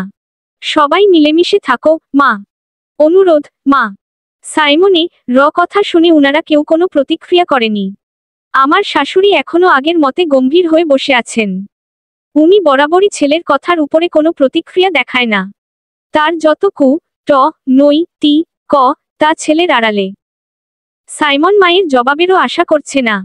ততক্ষণাৎ আমার দিকে তাকিয়ে তরল গলায় বললেন, মামুনি, কে গেস্ট রুমটা ঠিক করে দেও জবা। আজ থেকে ওই রুমটা তার জন্যই বরাদ্দ। আর হ্যাঁ মামুনি, কে ফ্রেশ করিয়ে কিছু খাইয়ে দিও। উনার জরুরি বিশ্রামের প্রয়োজন। নিজের কথা শেষ করে সাইমন আমার মায়ের হাত ছেড়ে দিলেন। আমি উনাকে মাথা নাড়িয়ে সম্মতি জানালাম। আমি ধীর পা এগিয়ে গিয়ে মায়ের ডান হাতটা নিজের কোমল হাতের মুঠোয় নিয়ে নিলাম। সাইমন ভাই আর এক মুহূর্ত এখানে দাঁড়ালো না। বড় বড় পা ফেলে নিজের রুমে চলে গেলেন। উনার সাথে সাথে শ্বশুর বাবাও নিজেদের রুমে চলে গেলেন। পিছন থেকে আমার শাশুড়ি গুরু গম্ভীর কণ্ঠে ছেলেকে উদ্দেশ্য করে একবার শুধালো, টেবিলে খাবার দিচ্ছি সাইমন, ফ্রেশ হয়ে জলদি খেতে আয়। সারাদিনে তো মনে হয় পেটে একটা দানা পানিও পড়েনি। ওপাশ থেকে কোনো জবাব এলো না। লোকটা বোধ হয় শুনতে পায়নি। আমিও আর দাঁড়ালাম না, মাকে নিয়ে চলে যেতে নিলাম। পাশ থেকে ননদ তাসফিয়া মিষ্টি হেসে বলল, তুমিও মামুনি কে নিয়ে তাড়াতাড়ি খেতে এসো ভাবি। আমি মাকে সাহায্য করছি। আমি প্রত্যুত্তরে একটু হাসলাম। মেয়েটা বরাবরই মিষ্টি স্বভাবের, সাথে তীক্ষ্ণ বুদ্ধিমতীও বটে। এই যে তার মা শুধু ছেলেকেই ডাকলো, আমাদের মা মেয়েকে খেতে আসতে বলেনি। মায়ের এই দৃষ্টি ত্রুটিটুকু খুব সূক্ষ্মভাবে গুছিয়ে দিল মেয়েটা। তন্মধ্যে আমার শাশুড়ি মায়ের সামনে এসে দাঁড়ালো। খুব চাপা স্বরে বললেন, নিজের সংসার খেয়ে এখন আমার সংসারটা খেতে এসেছো বুঝি? মা কিছু বলল না, মাথা নিচু করে নিল। উনার এমন কথা শুনে শরীর জ্বলে উঠল আমার। আমিও মায়ের হাতটা আরো একটু শক্ত করে ধরে গমগমে গলায় বললাম, আমার মা কোনো রাতারা চিহ্ন খতারা চিহ্ন সি নয় ফুপি, যে তোমার সংসার গিলে ফেলবে। বরং তোমার রি এ হি ভাই কে ভরসা করে বিশ্বাস করে আজ বাজে ভাবে ঠকে গিয়েছে মানুষটা। সারা জীবন সংসারে ত্যাগ স্বীকার করা এই আমার মা, তাকে রাস্তায় রে মা তে দ্বিতীয়বার ভাবেনি তোমার ভাই। আর হ্যাঁ, আমার মা কে অসহায় ভেবো না তোমরা। আমার মায়ের এই জবা আছে। এই জবা তার মায়ের হাত ধরেছে, আজ থেকে কোনো দুঃখ তাকে ছুঁতে পারবে না। তাই নিজেদের লিমিট ক্রস করো না কিন্তু, বলে দিলাম। বেশি বুঝতে আসলে তোমাদের ভাই বোন কে আর এতটুকু ছেড়ে দিব না আমি। ওখানে আর দাঁড়ালাম না, মাকে নিয়ে দ্রুত রুমে চলে আসলাম। মা এসেই ধাপ করে বিছানায় বসে পড়লেন। মায়ের চক্ষু থেকে গড়িয়ে পড়ল দু ফোঁটা অশ্রুকণা। আমি মায়ের পাশে বসলাম, যত্ন করে সেগুলো নিজের আঁচল দিয়ে মুছে দিয়ে কোমল কণ্ঠে বললাম, কেঁদো না মা, কিছু দুঃখ সুখের আভাস। চিন্তা করো না মা, আমি আছি না। জানো না, দুঃখের সাথে থাকে স্বস্তি লুকিয়ে। মা ভারী দীর্ঘশ্বাস ছাড়ল। মলিন কণ্ঠে বলল, আমাকে একটা কাপড় বের করে দে জবা, একটু ফ্রেশ হতে হবে। আমি আর দেরি করলাম না, বিনা বাক্যে মায়ের হাতে কাপড় তুলে দিলাম। মা চলে যেতেই রুমটা হালকা করে গুছিয়ে নিলাম। অতঃপর রান্নাঘরে চলে গেলাম। সাইমন ভাই টেবিলেই বসা ছিলেন, আমাদের আসার অপেক্ষা করছিলেন। আমাকে একা দেখে বললেন, জবা তুমিও একটু ফ্রেশ হয়ে এসো না, তারপর সোজা খেতে এসো, অপেক্ষা করছি আমি। আর মামুনি কোথায়? তাকেও নিয়ে এসো। লোকটার এত খেয়াল, দায়িত্ববোধ দেখে কিঞ্চিত হাসলাম আমি। মুচকি হেসে বললাম, আপনি খেয়ে নিন, অপেক্ষা করতে হবে না আপনাকে। আমি আজ মায়ের জন্য রুমে খাবার নিয়ে যাই। আমি তার সাথেই খাবো। আপনি খেয়ে ঘুমিয়ে পড়ুন, আমি আসছি। আচ্ছা, খেয়ে নিও কিন্তু। আমি মাথা নাড়ালাম। মায়ের জন্য প্লেটে করেই রুমে খাবার নিয়ে আসলাম। এসে দেখি মা জানালার কাছে দাঁড়িয়ে আছেন। বিড়বিড় করে বলছেন, হৃদয় জুড়ে আজ ব্যথার ছারপোকা, কামড় দিলেই ফুলে উঠে সব স্মৃতি। ঝরা পাতার ন্যায় ঝরে গেল জীবন। আমার হয়েও হলে না তুমি। মাঝপথেই আজ সব ইতি। হয়তো কথার সাথে দু ফোঁটা অশ্রুও ছিল তার চোখে। আমি শুনেও না শোনার ভান করে গ্লাসে পানি ঢেলে নিলাম। মা আমার আসার শব্দ পেয়ে নিজেকে সামলে নিল। খাবার দেখে বললেন, এগুলো আনছিস কেন? আমার কিছু খেতে ইচ্ছে করছে না। তুই খেয়ে ঘুমিয়ে পড় মা। আমি কিছু বললাম না। ভাত মেখে মায়ের মুখের সামনে ধরলাম। মা যেন আজ ছোট বাচ্চা হয়ে গেছে আর আমি তার মা। মা বাচ্চাদের মতো জেদ ধরেছে, খাবে না সে। আর আমি মায়েদের মতো নাছোড়বান্দা। আমার ছোট্ট মেয়েটাকে জোর করে অল্প একটু খাইয়ে দিলাম। প্লেটের বাকিটুকু নিজেই খেয়ে নিলাম। মা নির্জীব হয়ে বসে আছেন, ফ্যাকাশে হয়ে গেছে মুখখানা। মনে হচ্ছে আজ তার দেহের প্রাণ নেই। আজ একদিনে মায়ের বয়স যেন দ্বিগুণ হয়ে গিয়েছে। শখের পুরুষটি হয়ে গেল অন্য কারো, সাথে আগলে রাখা সংসার খানা হারিয়ে গেল চিরতরে। আহা, সে কি যন্ত্রণা! চাপা ব্যথায় নে দ তারা চিহ্ন গধ হচ্ছে আমার মায়ের হৃদয়খানি। মায়ের এমন রূপ দেখে চোখ দুটো ছলছল করে উঠল আমার। চটজলদি নিজেকে সামলে নিলাম। ভা না চো রা মানুষটার সামনে নিজেও ভেঙে পড়লে চলবে না। উঠে দাঁড়ালাম আমি। ব্যাগ থেকে মায়ের রাতের ঔষধগুলো বের করে খাইয়ে দিলাম। ঔষধের সাথে একটা ঘুমের ঔষধও দিয়ে দিলাম। না হলে আজ বাকি রাতটুকু অসহ্য অন্ত্র না ছ ট ফ ট করে কাটাবে মানুষটা। অতঃপর মাকে শুয়ে দিলাম। মায়ের মাথার পাশে বসে হাত বুলিয়ে দিচ্ছি আমি। মা আমার যত্নটুকু দু চোখ মেলে উপভোগ করছে, কিন্তু আজ আর তার মুখে কোনো শব্দ নেই। প্রিয় হারানোর শোকে কথার ঝুলি ফুরিয়ে গিয়েছে বোধ হয়। মিনিট 10 পেরোতেই মা চোখ বন্ধ করে নিলেন। ঔষধে কাজ হয়েছে। নিশ্চিন্তে ঘুমিয়ে পড়ল মা। আমি আরো কতক্ষণ তার পাশে বসে হাত বুলিয়ে দিয়ে চলে আসলাম নিজের রুমে। ডিগ্রি ঘড়ির কাঁটায় রাত 3টে ছুঁই ছুঁই। সাইমন এখনো জেগে আছেন। লোকটা বসে বসে এখনো আমার আসার অপেক্ষা করছেন। সময় কাটানোর জন্য ফোন স্ক্রল করছিলেন। আমাকে দেখে মুচকি হেসে উঠে দাঁড়ালো। আমিও ধীর পায়ে এগিয়ে গেলাম তার কাছে। উনি হুট করেই শক্ত করে জড়িয়ে ধরলেন আমাকে। বার কয়েক মাথায় গাঢ় ওষ্ঠ ছুঁয়ে দিল। উনার আদুরে স্পর্শ পেয়ে সারাদিনের ক্লান্ত শরীরটা এলিয়ে দিলাম তার প্রশস্ত বক্ষে। সারাদিন ঝুট ঝামেলার পর এখানে যেন এক চিলতে শান্তি পেলাম আমি। নিজেকে আর সামলাতে পারিনি আমি, এতক্ষণের আটকে রাখা কান্নাগুলো দলা পাকিয়ে আসছে। ফুপিয়ে উঠলাম আমি। কান্নারত কণ্ঠে বললাম, আমাদের সবকিছু এলোমেলো হয়ে গেল সাইমন ভাই। ওই লোকটা আমার মা কে শেষ বয়সে এত বড় শাস্তি দিল। আমি ওই লোকটাকে কখনো ক্ষমা করব না, কখনো। উনার হাতের বন্ধন আরো একটু গাঢ় হলো। আমার মাথায় হাত বুলিয়ে দিয়ে মোলায়েম কণ্ঠে বললেন, কাউকে ঠকানোর চেয়ে ঠকে যাওয়া ভালো। ঠকলে হয়তো সাময়িক অশান্তি, কিন্তু ঠকালে এপার ওপার দু পারে অশান্তি। আর কিছু বলল না উনি। কাঁদতে দিল আমায়। কাঁদলে বুকে জমিয়ে রাখা কষ্টগুলো কমে যায়। আমিও নিজেকে আটকালাম না, বিশ্বস্ত সঙ্গীর উন্মুক্ত বক্ষে মাথা রেখে সুযোগ বুঝে কেঁদে নিলাম। মিনিট 10 পেরোতেই কান্নার বেগ কমে গেল আমার। উনি আমায় আদুরে কণ্ঠে ডাকল, র3 জবা। হু। আমার সাড়া পেয়ে উনি আমার মাথা দু হাতে উঁচু করে ধরল। কপালে চুমু খেয়ে চোখের জলটুকু যত্ন করে মুছে দিয়ে বলল, এভাবে কেউ কাঁদে পাগলি। ইস, চোখ মুখ ফুলির ফেলছ তো। আমি মাথা নিচু করে ফেললাম। আবারও চোখ দুটো টলমল করছে। উনি আমার কাঁধ হাত দিয়ে পুনরায় বললেন, বি স্ট্রং জান। তুমি এভাবে নে পড়লে হবে বলো? তোমার কাঁধে দায়িত্ব বেড়েছে জবা। মায়ের সব দায়িত্ব তোমার কাঁধে এসেছে। তুমি ছাড়া কিন্তু তার কেউ নেই। তুমি ভেঙে পড়লে তো চলবে না। মা কে ভালো রাখতে হবে তো, জান। আমি চট করে মাথা তুলে তার দিকে তাকিয়ে বললাম, আমি মা কে অনেক ভালো রাখবো সাইমন ভাই। লোকটা হাসল। ততক্ষণাৎ আমাকে ধরে নিয়ে বিছনায় শুয়ে দিল।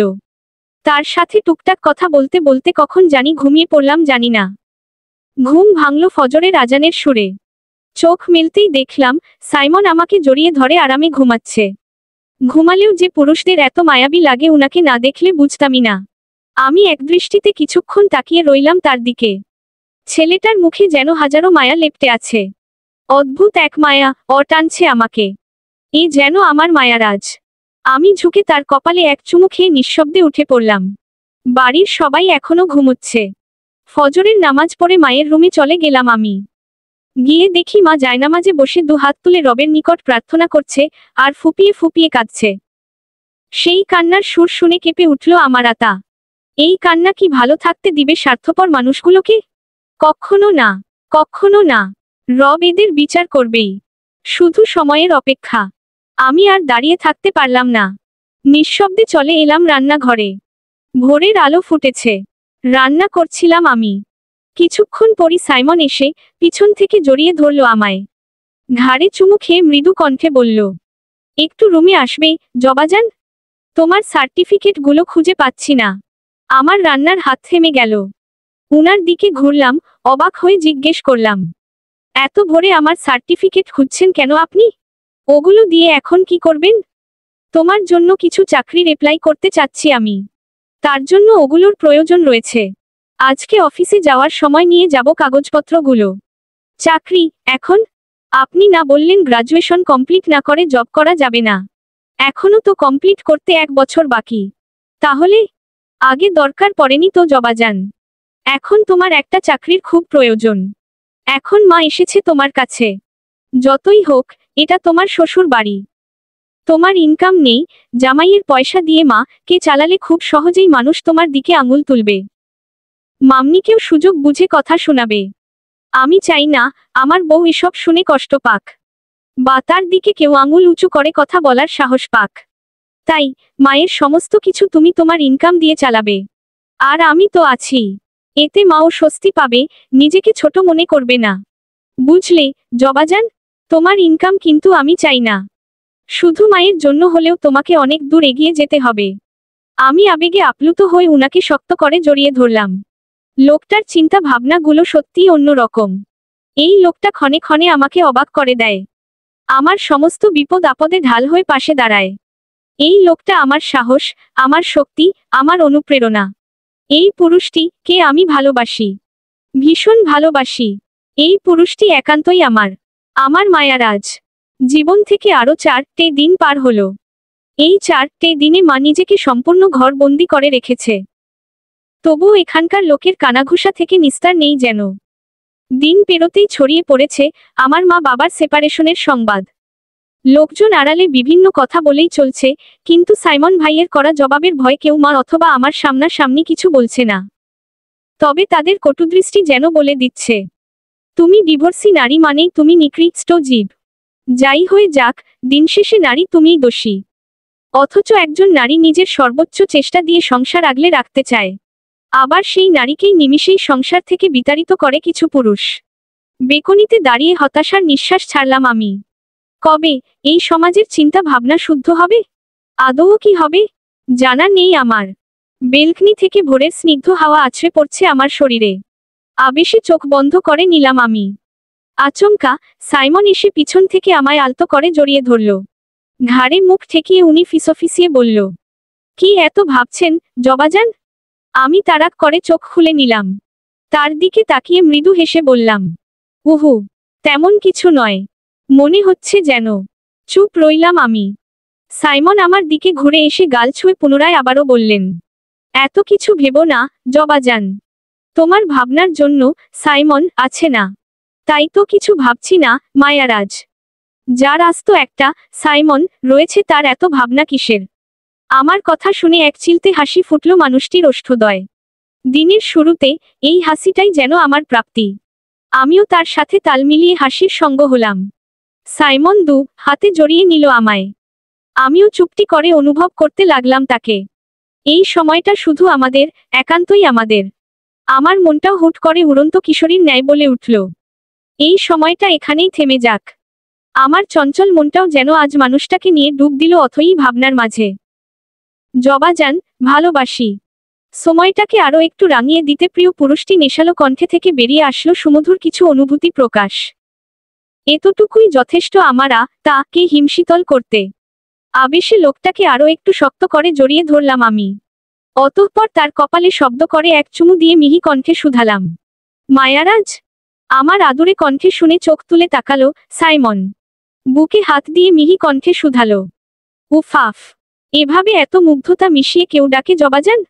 জাস্ট বুকের বাপাশে এসে লাগছে। উনার কথা শুনে ফিক করে হাসলাম আমি। অতঃপর আগের ন্যায় বললাম, মায়ারাজ, দেখুন না, লালচে সোনালি রশ্মির এক চিলতে রোদ পড়েছে আপনার চোখে, মুখে মুগ্ধতা ছড়িয়ে যাচ্ছে চারিপাশে। নেশা আছে আপনার ওই দুচোখে। প্রিয়তম, ভালোবাসি আপনাকে। এত কেন মুগ্ধতা আপনার মাঝে? ডিগ্রি।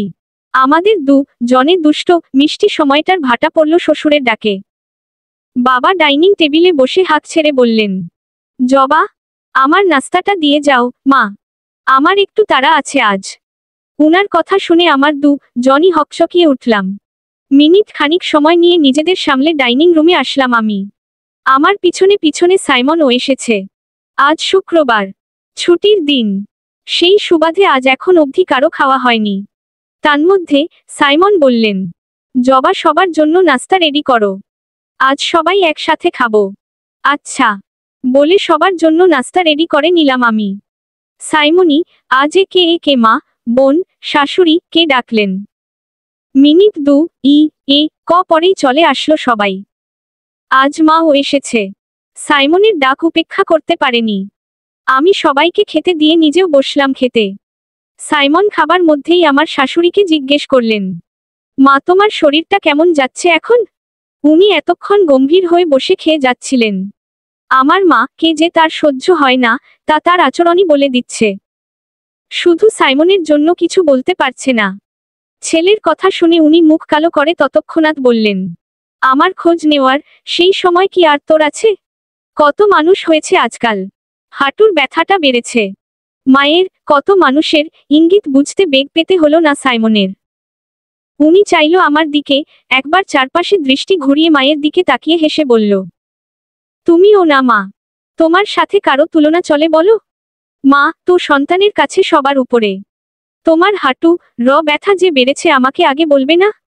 তুই তো সারাদিন ব্যস্তই থাকিস, তাই বলিনি। আচ্ছা, আজকাল দুদিন ফ্রি আছি আমি। বিকেলে তৈরি থেকো মা, আমি ডক্টরের চেম্বারে নিয়ে যাব তোমাকে। শাশুড়ি মা আর কথা বাড়ালেন না। সাইমন নিজের প্লেটের খাবার মুখে দিতে দিতে আমার মায়ের দিকে তাকালো।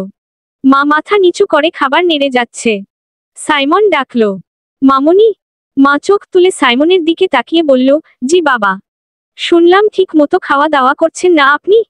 সারাদিন রুম বন্ধ করে থাকেন। এভাবে হলে কি চলে বলুন?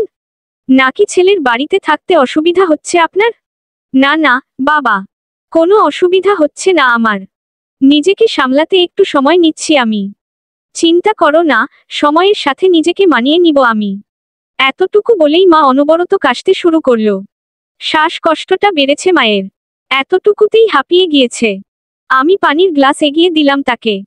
মা কিয়ৎক্ষণ পর সহির হলো। আমি ব্যস্ত কণ্ঠে জিজ্ঞেস করলাম, তুমি ঠিক আছো মা? হ্যাঁ, এখন ঠিক আছি। তন্মধ্যে সাইমন বলল, মামনি, আপনার শ্বাসকষ্টটা তো অনেক বেড়ে গিয়েছে। জবা, এক কাজ করিও, তুমিও মামনি কে নিয়ে বিকেলে আমাদের সাথে যেও। মামনি কে ভালো ডক্টর দেখানো উচিত। আগে উনার সুস্থ হওয়াটা ভীষণ জরুরি। সাইমনের কথা শেষ হতেই মা ব্যস্ত ভঙ্গিতে বললেন, না না, আমি ঠিক আছি সাইমন। একটু শ্বাসকষ্টটা বেড়েছে, এটা এমনিতেই সেরে যাবে বাবা। চিন্তা করো না আমার জন্য, তুমি বরং আপা কে নিয়ে যেও। উনার ব্যথাটা একটু বেশিই বেড়েছে। পাশ থেকে তাসফিয়া বললেন, মামুনি, এখানে মানে মেয়ের বাড়ি থাকতে খেত বোধ হয় আনিজি ফিল করছে ভাইয়া। আমরা তো উনাকে সেরকম ভাবে দেখছি না। আর শুনুন মামুনি, সবকিছুতে এত অস্বস্তি বোধ করবেন না আপনি। নিজের বাড়ির মতো থাকবেন। এখন আপনিও আমাদের পরিবারের একজন সদস্য। এখানে আপনার পুরো স্বাধীনতা থাকছে। বুঝেছেন? তাসফিয়ার সাথে তাল মিলিয়ে আমার শ্বশুর বললেন। হ্যাঁ, আপা। তাসফিয়া কিন্তু ঠিকই বলেছে। মা চুপ করেই রইলেন। আজকাল কথা বলতেও যেন তার বড্ড অনীহা। এদের কথার মধ্যে আমি সাইমনকে বললাম, আমিও যাব মা কে নিয়ে ডক্টরের কাছে। আপনি সবকিছুর ব্যবস্থা কইরেন। সাইমন ভাই সম্মতি দিল। আমি ফুপির দিকে চাইলাম, বেচারা ফুলে ফেপে উঠছে। তার সংসারে আরেকটা উটকো বোঝা জুটেছে, এই চিন্তায় ভিতরে ভিতরে শেষ হয়ে যাচ্ছে। তার প্রতি আবার কত দরদ এক একজনের। ফোঁস করে শ্বাস ছাড়ালাম আমি। আমার মায়ের দিন পাল্টে যাবে, আমি সব অন্য রকম করে দিব। তবে এখনকার সবার আচরণগুলো মনেই গেথে রবে তত্ত্ব। আমি ফুপিকে একটু খোঁচা দিয়েই বললাম, ফুপি শ্বাস নেও। আটকে যাবে তো। চিন্তা করো না, তোমার ছেলের টাকা পয়সায় ভাগ বসাবে না আমার মা। আমার মায়ের চিকিৎসার সমস্ত খরচ মায়ের টাকা থেকেই হবে। ফুপি চোখ কটমট করে তাকালেন আমার দিকে। খানিকটা রাগ নিয়ে বললেন, জবা, বেশি কথা শিখে গেছিস তুই। আমি তার দিকে তাকিয়ে হেসে বললাম, বেশি কি বললাম ফুপি? তোমাকে জাস্ট সতর্ক করে দিলাম যে তুমি চিন্তায় পড়ে গেছিলে। যে কোনো দুর্ঘটনা ঘটেই যেত। তোমার ভাতিজি না আমি। মানুষের মন পড়তে জানি। আমাদের কথোপকথন শুনে আমার শ্বশুর ননদ মুখ টিপে হাসছে। আমাদের মধ্যে এমন প্রায়ই হয়। এতে তারা অভ্যস্ত। ফুপি আজ রেগে আছেন। পরিস্থিতি সামলাতে সাইমন গলা খাকারি দিয়ে আমাকে বললেন, জবা কি শুরু করলে? তোমাদের ফুফু ভাতিজির পে নে লে সম্পর্ক আর গেল না। দেখলি তো সায়ু, মেয়েটা আজকাল বড্ড কথা বলে। অভিযোগ নিয়ে বললেন ফুপি। সাইমন ভাই অসহায় দৃষ্টিতে একবার আমার দিকে তো একবার মায়ের দিকে তাকাচ্ছে। অহেতুক মাথা চুলকিয়ে বললেন, উহু, আমাকে তোমাদের মধ্যে টেনো না মা। তোমরা ফুপু ভাতিজি একই বংশধর। আমি কিছু বললে আমার আর রক্ষে হবে না নে। এসব তোমরা জন মিলে বুঝে নিও। উনার অসহায় মুখটা দেখে হেসে উঠল সবাই। এরই মধ্যে যে যার খাবার শেষ করে চলে গেল রুমে। আমি সব চিন্তা বাদ দিয়ে আপাতত নিজের কাজে মন দিলাম। ডিগ্রি। পরদিন সন্ধ্যায় সাইমন বাদে পরিবারের সবাই মিলে আড্ডা দিচ্ছিলাম আমরা। তাসফিয়া মা কে ও জোর করে আমাদের কাছে নিয়ে এসেছেন। আজ খেলা চলছে। সবাই মিলে বাংলাদেশের খেলা দেখছি। এরই মধ্যে সাইমনও এলো আমাদের মাঝে। আড্ডার এক ফাঁকে সাইমন গম্ভীর কণ্ঠে বললেন, আব্বু আম্মু, তোমাদের আমার কিছু বলার ছিল। সবার দৃষ্টি এবার সাইমনের দিকে। কৌতূহল হয়ে কিছু শোনার অপেক্ষা করছে সবাই। তন্মধ্যে সাইমন কোনো বনিতা ছাড়াই বললেন, জবার জন্য আমি একটা চাকরি ব্যবস্থা করেছি। আগামীকাল ওর ইন্টারভিউ। সাইমনের কথা শেষ না হতেই আমার শাশুড়ি ফুঁসে উঠে বললেন, কি, এখন বাড়ির বউকে দিয়েও চাকরি করাতে হবে সাইমন? এত অধঃপতন হয়েছে তোর। জবা চাকরি করলে এই সংসার সামলাবে কে শুনি? এত রিয়েক্ট করছো কেন আম্মু? জবা অবশ্যই চাকরিতে জয়েন করবে। জবা এই বাড়ির বউ হবার আগে ও কোনো মায়ের একমাত্র সন্তান। সন্তান হিসেবে আমি যেমন তোমাদের দায়িত্ব নিয়েছি, তেমনি জবাও মামুনি দায়িত্ব নিবে। তাছাড়া বাড়ির বউ একা কেন সারাদিন সংসার সামলাতে ব্যস্ত থাকবে? তোমরা সবাই আছো না, মিলেমিশে সামাল দিবে। তাও যদি না পারো, দরকার হলে আমি একজন সাহায্যকারিনী রেখে দিব। নিজের কথা শেষ করে সাইমন ভাই বাহিরে চলে গেলেন। আমার শাশুড়ি ছেলের কথা শুনে বিলাপ শুরু করে দিলেন। কাঁদো কাঁদো কণ্ঠে স্বামীকে উদ্দেশ্য করে বললেন, দেখলে তো তোমার ছেলে আজকাল কিভাবে বউয়ের হয়ে কথা বলে। আমাকে খাবারের খোঁটা দিচ্ছে। এই দিন দেখার আগে কেন আমার হলো না গো। আমার শ্বশুর টিভির দিকে তাকিয়ে বিরক্তিকর কণ্ঠে বললেন, আহা রেহো না, খেলাটা দেখতে দেও তো। তাছাড়া সায়ু ভুল কিছু তো বলেনি। স্বামীর কাছে আশকারা না পেয়ে পুনরায় ফুঁসে উঠলেন উনি। এখন আমার শ্বশুর কে একের পর এক কথা শোনাবে, সেই ভয়েই লোকটাও ছেলের পিছনে পিছনে বাহিরে চলে গেল। আমরাও আর বসলাম না, সবাই যে যার রুমে চলে গেলাম। শুধু বসার ঘরে বসে কিচ্ছা গাইছে আমার ফুপি।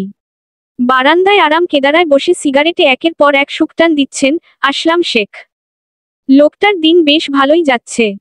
নতুন বধূ নতুনত্বের স্বাদ পেয়ে এক নিমিষেই ভুলে গিয়েছেন সবকিছু। আজকাল মুখ থেকে মুচকি হাসি সরছেই না তার। কিয়াত ক্ষণ পরেই এক কাপ চা হাতে সেখানে উপস্থিত হলেন তার নববধূ। যুবতী মেয়েটা লাল রঙা শাড়িখানা পরেছে আজ, শাড়ির আঁচল দিয়ে মাথায় ঘোমটাটা ছড়িয়ে আছে। দুহাত ভর্তি কাচের চুড়ির রিনঝিন শব্দে মুখরিত পরিবেশ। আসলাম শেখ হাতে সিগারেট ফেলে উঠে দাঁড়ালো। যুবতী বউয়ের রূপের মোহ ক্ষণে ক্ষণে মুগ্ধ করছে তাকে।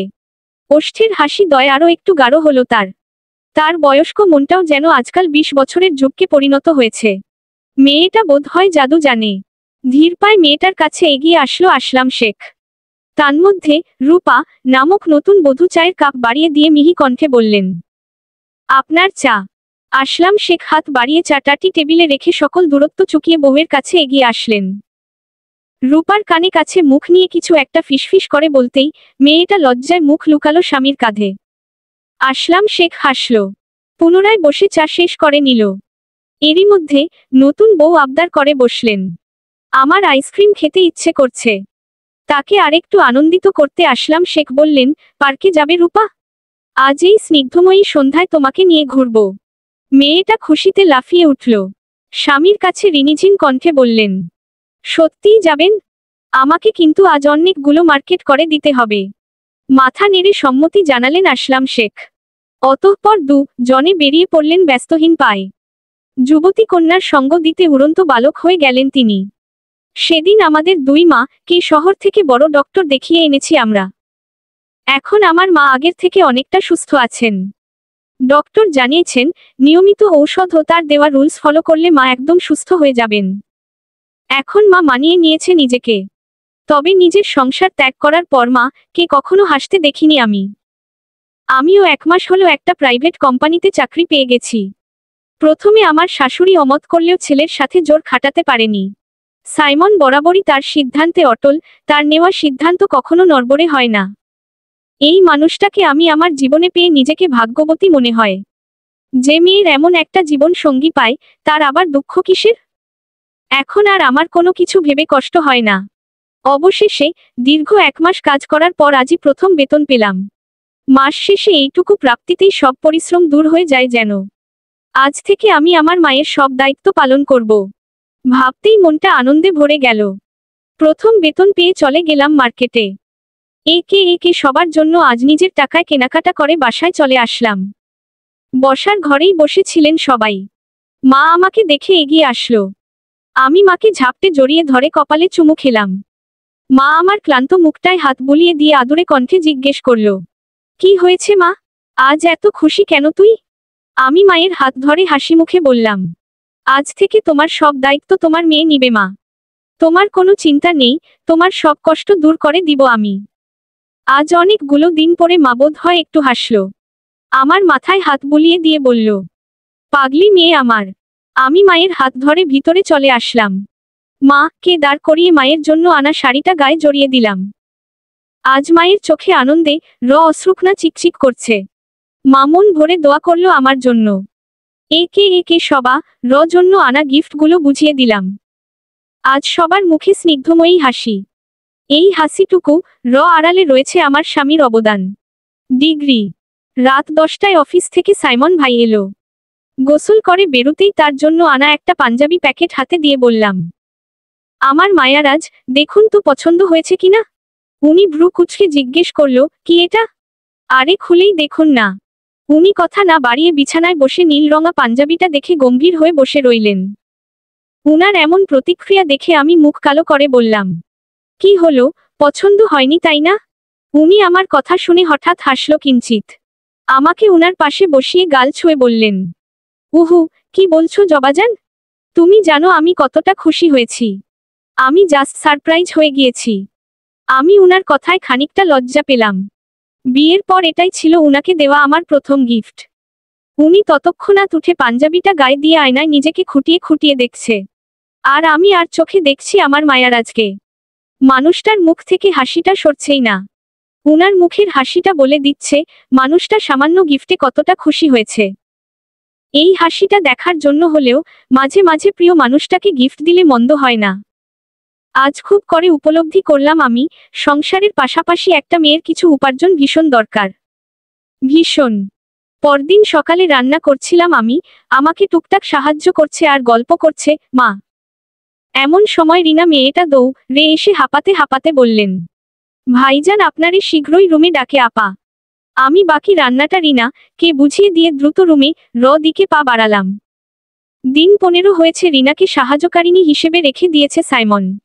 তবুও সকালের রান্নাটা সব সময় আমিই করি। আমার মা শাশুড়ি মিলে বাকিটা সামলে নেয়। রুমে কাছাকাছি যেতেই শ্বশুর আব্বু আমাকে দেখে মিষ্টি হেসে আবদারের সুরে শুধালো, আমায় একটা চা করে দিবে আম্মা? এত মিষ্টি আবদার কি আর বারণ করা যায়?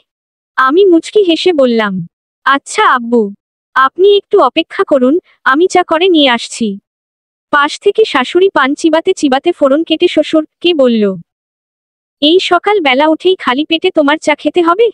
যত সব আজাইরা অভ্যাস। শ্বশুর মশাই মুখ বাঁকিয়ে শুধালো, উহু, তোমার কত সু অভ্যাস।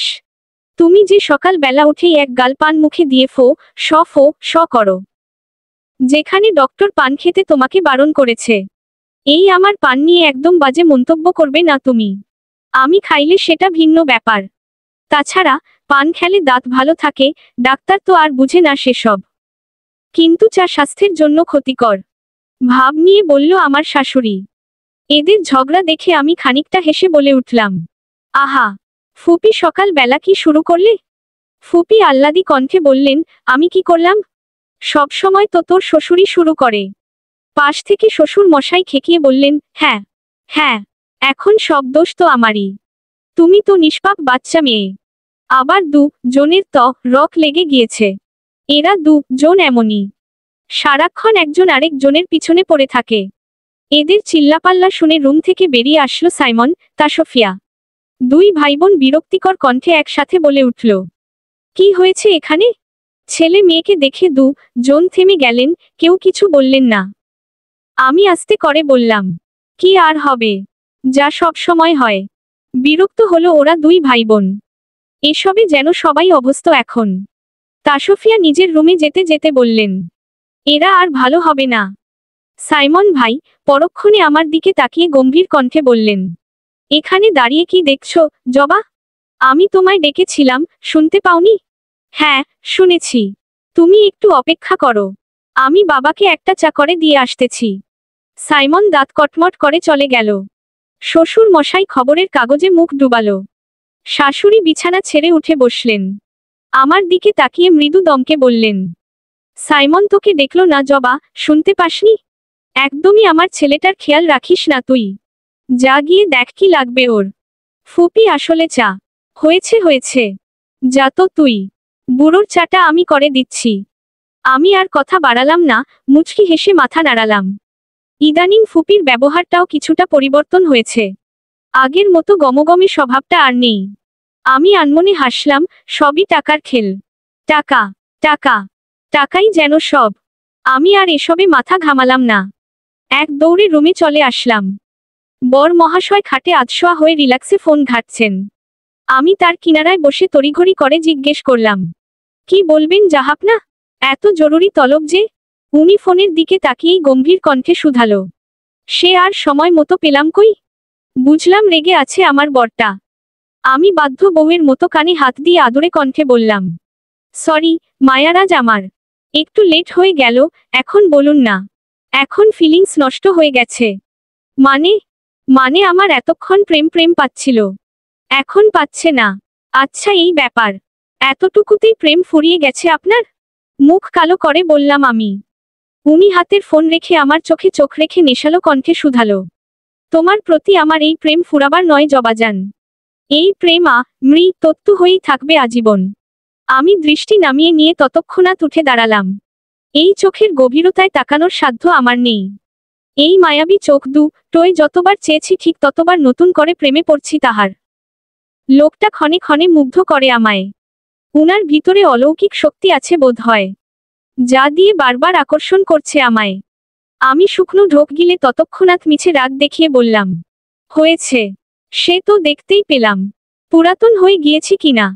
এখন তো আমাকে ভাল্লাগে না আপনার, সেটা সোজা বললেই পারেন। লোকটা শব্দ করে হাসল। আমি মুখ বাঁকিয়ে রুম থেকে বেরিয়ে যেতে নিলাম, পিছন থেকে হাত ধরে ফেলল উনি। ততক্ষণাৎ হাত ধরে টেনে কোলের উপর বসিয়ে পিছন থেকে জড়িয়ে ধরল আমায়। উনার স্পর্শ পেয়ে আজও প্রথম দিনের মতোকে পেয়ে উঠলাম আমি। চটজলদি নিজেকে ছাড়াতে ছাড়াতে বললাম, কি করছেন আপনি? ছাড়ুন আমায়। কিন্তু পুরুষটি ছাড়লে তো। বরং উনি আরো একটু ঝাপটে ধরল আমায়। মাথায় আলতো চুমু দিয়ে ফিসফিস করে ডাকলেন, জবাজান। হুম, ছোট্ট করে জবাব দিলাম আমি। উনি আমার রেসপন্স পেয়ে চুলে মুখ ডুবিয়ে পুনরায় বললেন, বুকে তুমুল ঝড়ের শব্দ শুনেছ কখনো? সাগরের তীরে উথাল পাথাল ঢেউ আছড়ে পড়ে যেমন তেমন। রাত্রি নিশীথে নিকষ কালো আধার, পূর্ণিমাতে ভরা জোছনা। তুমি এলেই জলে মনের বাতি বেড়ে যায়। যে আমার বাসনা। হৃদয়ের কোঠরে আহ্লাদি এক মেয়ে তুমি, ভীষণ জ্বালাও আমায় সারাক্ষণ। অনুভবে মিশে থাকে শুধু, ভালোবেসে কেড়ে নেয় যে মন। আমার ভেতর তোমার বসবাস, তোমার ভেতর আমি থাকি যদি। ভালোবাসার তুফান বয়ে যায়, বর্ষণে হয় গভীর একটা নদী। কেমন করে বোঝাই আমি পাগল? তোমার ছোঁয়ায় প্রাণ ফিরে পাই, আসলে কাছে আলো জেলে রাখি। এই তুমি ছাড়া কোথায় পাবো আমি ঠাই? ঠোঁটের চুমুর আবদারে তুমি অবুঝ, বোঝালেও যে বুঝো মানো না। আমিও যে পাগল হয়ে থাকি, তুমি কি গো একটুও বোঝো না? উনার ঘোর লাগা দৃষ্টি, নেশালো কণ্ঠের কাছে বরাবরের ন্যায় হার মেনে গেলাম আমি। হৃদয়ের মিছে রাগ, অভিমানকে উপেক্ষা করে টুপ করে চুমু খেলাম উনাকে। উনি আলতো হাসল, যা দেখে উনার বুকে লজ্জায় মুখ লুকলাম আমি। সাইমন আলতো করে নিজের বাহুডোরে আবদ্ধ করে নিল আমায়। মাথায় চাটি মেরে মুচকি হেসে শুধালো, পাগলি। আমাদের জনের খুনসুটিতে কেটে গিয়েছে অনেকটা সময়। ইতোমধ্যে বেলা অনেকটা হয়েছে। অফিসের জন্য রেডি হচ্ছি আমি আর সাইমন। এরই মধ্যে মা ডাকলো নাস্তা করার জন্য। জন একসাথেই বেরিয়ে পড়লাম। ডাইনিং রুমে সবাই অপেক্ষা করছিল আমাদের জন্য। মা আমাদের জনকে খাবার দিতে দিতে উসখুস করছে কিছু বলার জন্য। আমি লক্ষ্য না করলেও সাইমন লক্ষ্য করে জিজ্ঞেস করলেন, আপনি কিছু বলবেন মামুনি? কোনো কিছু দরকার আপনার? মা ইতস্তত করে বললেন, একটা কথা বলার ছিল তোমাদের। সবার দৃষ্টি এখন মায়ের দিকে। আমি চট করে বললাম, কি বলবে মা? বলো। মা লম্বা শ্বাস ছেড়ে বললেন, আমি ভাবছি এভাবে বসে না থেকে কিছু একটা কাজ করব। এতে মা কথা শেষ হওয়ার আগেই আমি মৃদু রাগ দেখিয়ে বললাম, তুমি কি করবে মা?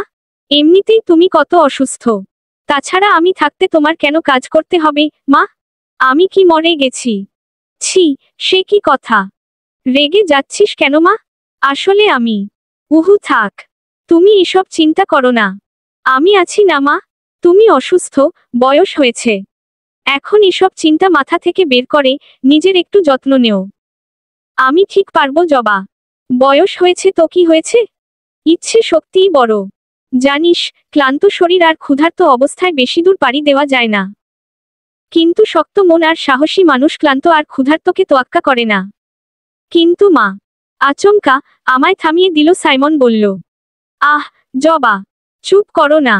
মামুনি কিন্তু সঠিক সিদ্ধান্ত নিয়েছে। পরনির্ভরশীল না হয়ে নিজে কিছু করতে চাইলে করুক না। এতে মামুনি বিষণ্ণ সময়টাও কেটে যাবে ব্যস্ততায়, একরোখা কুৎসিত সমাজে নিজেরও কদর বাড়বে। মুহূর্তেই মায়ের ঠোঁট জুড়ে স্নিগ্ধ হাসি দেখা গেল। সেই হাসির দিকে চেয়ে মন জুড়িয়ে গেল আমার। একে একে বাকিরাও সাপোর্ট করলেন মায়ের সিদ্ধান্তকে। আমি আর না করলাম না। আমার মা আরবি বিষয়ে ভীষণ অভিজ্ঞ। অতঃপর সকালে মিলে সিদ্ধান্ত নিলাম, মা ছোট বড়দের সকাল বিকাল নির্দিষ্ট একটা সময় আরবি শিখাবে। এতে মায়ের নিজের সময়টাও কেটে যাবে অনায়াসে। বিনিময়ে হাদিয়া হিসেবেও কিছু পেল। পরিবারের সবাইকে নিয়ে হাসি আনন্দের মাঝে কেটে গেল আরো 3টে বছর।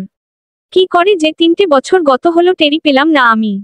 আমার মায়ারা আষ্ঠে পৃষ্ঠে পরম আদরে জড়িয়ে রেখেছে আমাকে। এতটুকু আঁচল লাগতে দেয়নি আমায়। নিজেকে ভীষণ সুখী মানুষ মনে হচ্ছে আজকাল। ভাগ্য যেন সহায় হয়েছে আমার। আজ আমি একজন প্রাইমারি স্কুলের শিক্ষিকা। মাস 6 হয়েছে জয়েন করেছি কাজে। এর পিছনে সম্পূর্ণটাই আমার মায়ারাজের অবদান। আমার মা এখন শারীরিক মানসিকভাবে ভীষণ সুস্থ। মা গ্রামের অধিকাংশ বাচ্চাদের পড়িয়ে বেশ সুনাম অর্জন করেছে কয়েক বছরে। মানুষটার বিষণ্ণ সময়টাকে আলোর দেখে মিলেছে। এখন তার দিন যায় হাসি আনন্দে আর ছোট্ট ছোট্ট বাচ্চাদের সাথে। শাশুড়ি মাটাও নিজেকে পরিবর্তন করে নিয়েছে। আমার মায়ের সাথে তার বেশ ভাব হয়েছে। শুনেছি বাবাও নতুন বউ নিয়ে বেশ ভালো আছেন।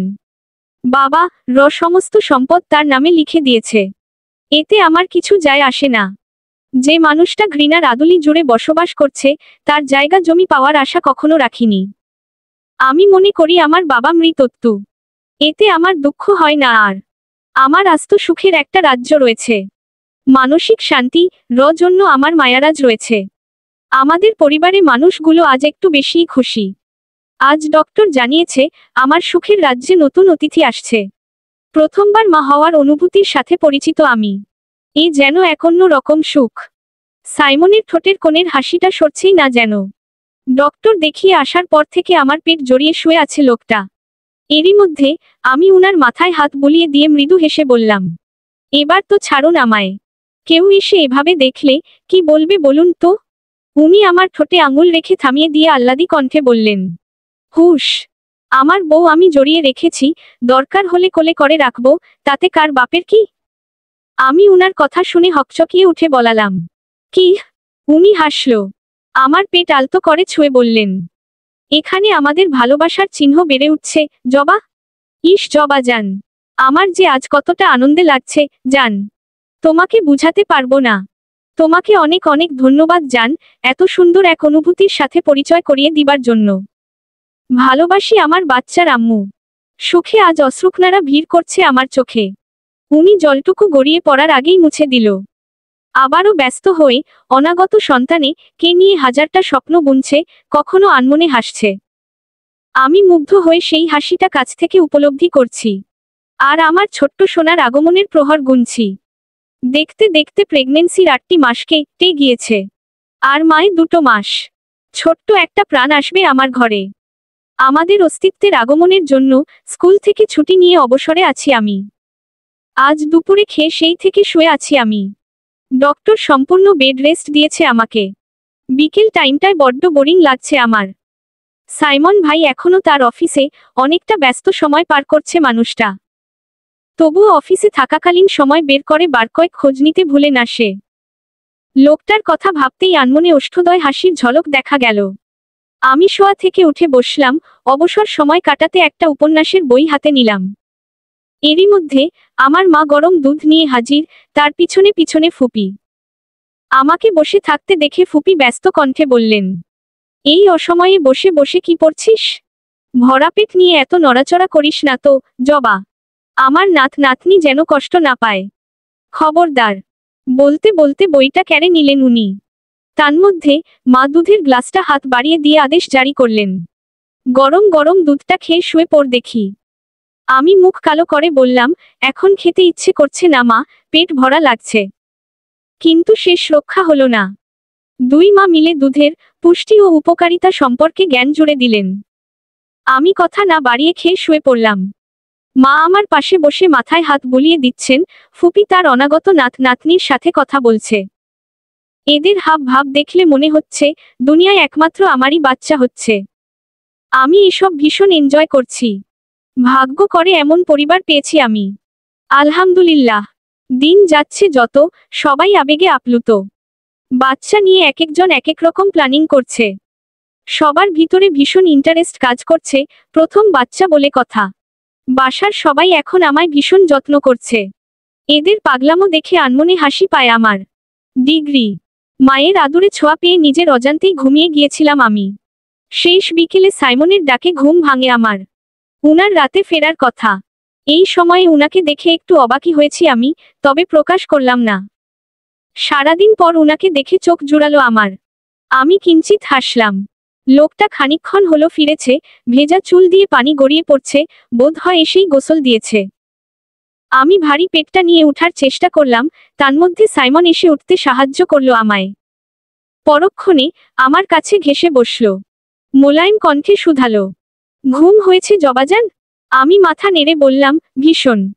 কিন্তু আপনি আজ এত দ্রুত ফিরলেন যে? উনি আমায় আলতো করে জড়িয়ে ধরল, কাঁধে চুমু খেয়ে বললেন, পুরুষ মানুষের ঘরে বউ থাকলে কি আর অফিসে মন টিকে?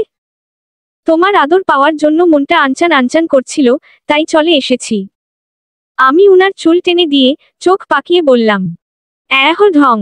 মনে হয় আমি নতুন বউ। উনি আলতো হাসল। আমার কোলে আলগোছে শুয়ে চোখ বন্ধ করে নিল। আমি হাত বাড়িয়ে দিলাম উনার কপালে। সাইমন ভাই চট করে আমার হাত ধরে বললেন, তুমি আমার কাছে সবসময়ই নতুন, জবাজান। ঠিক সেই প্রথম দিনের মতো। তুমি শুধু আমার ভালোবাসাই নও, তুমি আমার গন্তব্য। এই আমিই জানি একটু সময় আগে বাড়ি ফেরার স্বাদ। উনার কথা শুনে মনটা শীতল হয়ে যায় আমার, মাঝে মধ্যে ভাষাহারা হই আমি। এই মুহূর্তে এই মানুষটার কথার বিপরীতে কি বলা উচিত আমার? সত্যি জানি না আমি। আহ, কপাল আমার। একটা পুরুষের এত ভালোবাসা পাওয়ার ভাগ্য নিয়ে জন্মেছি আমি।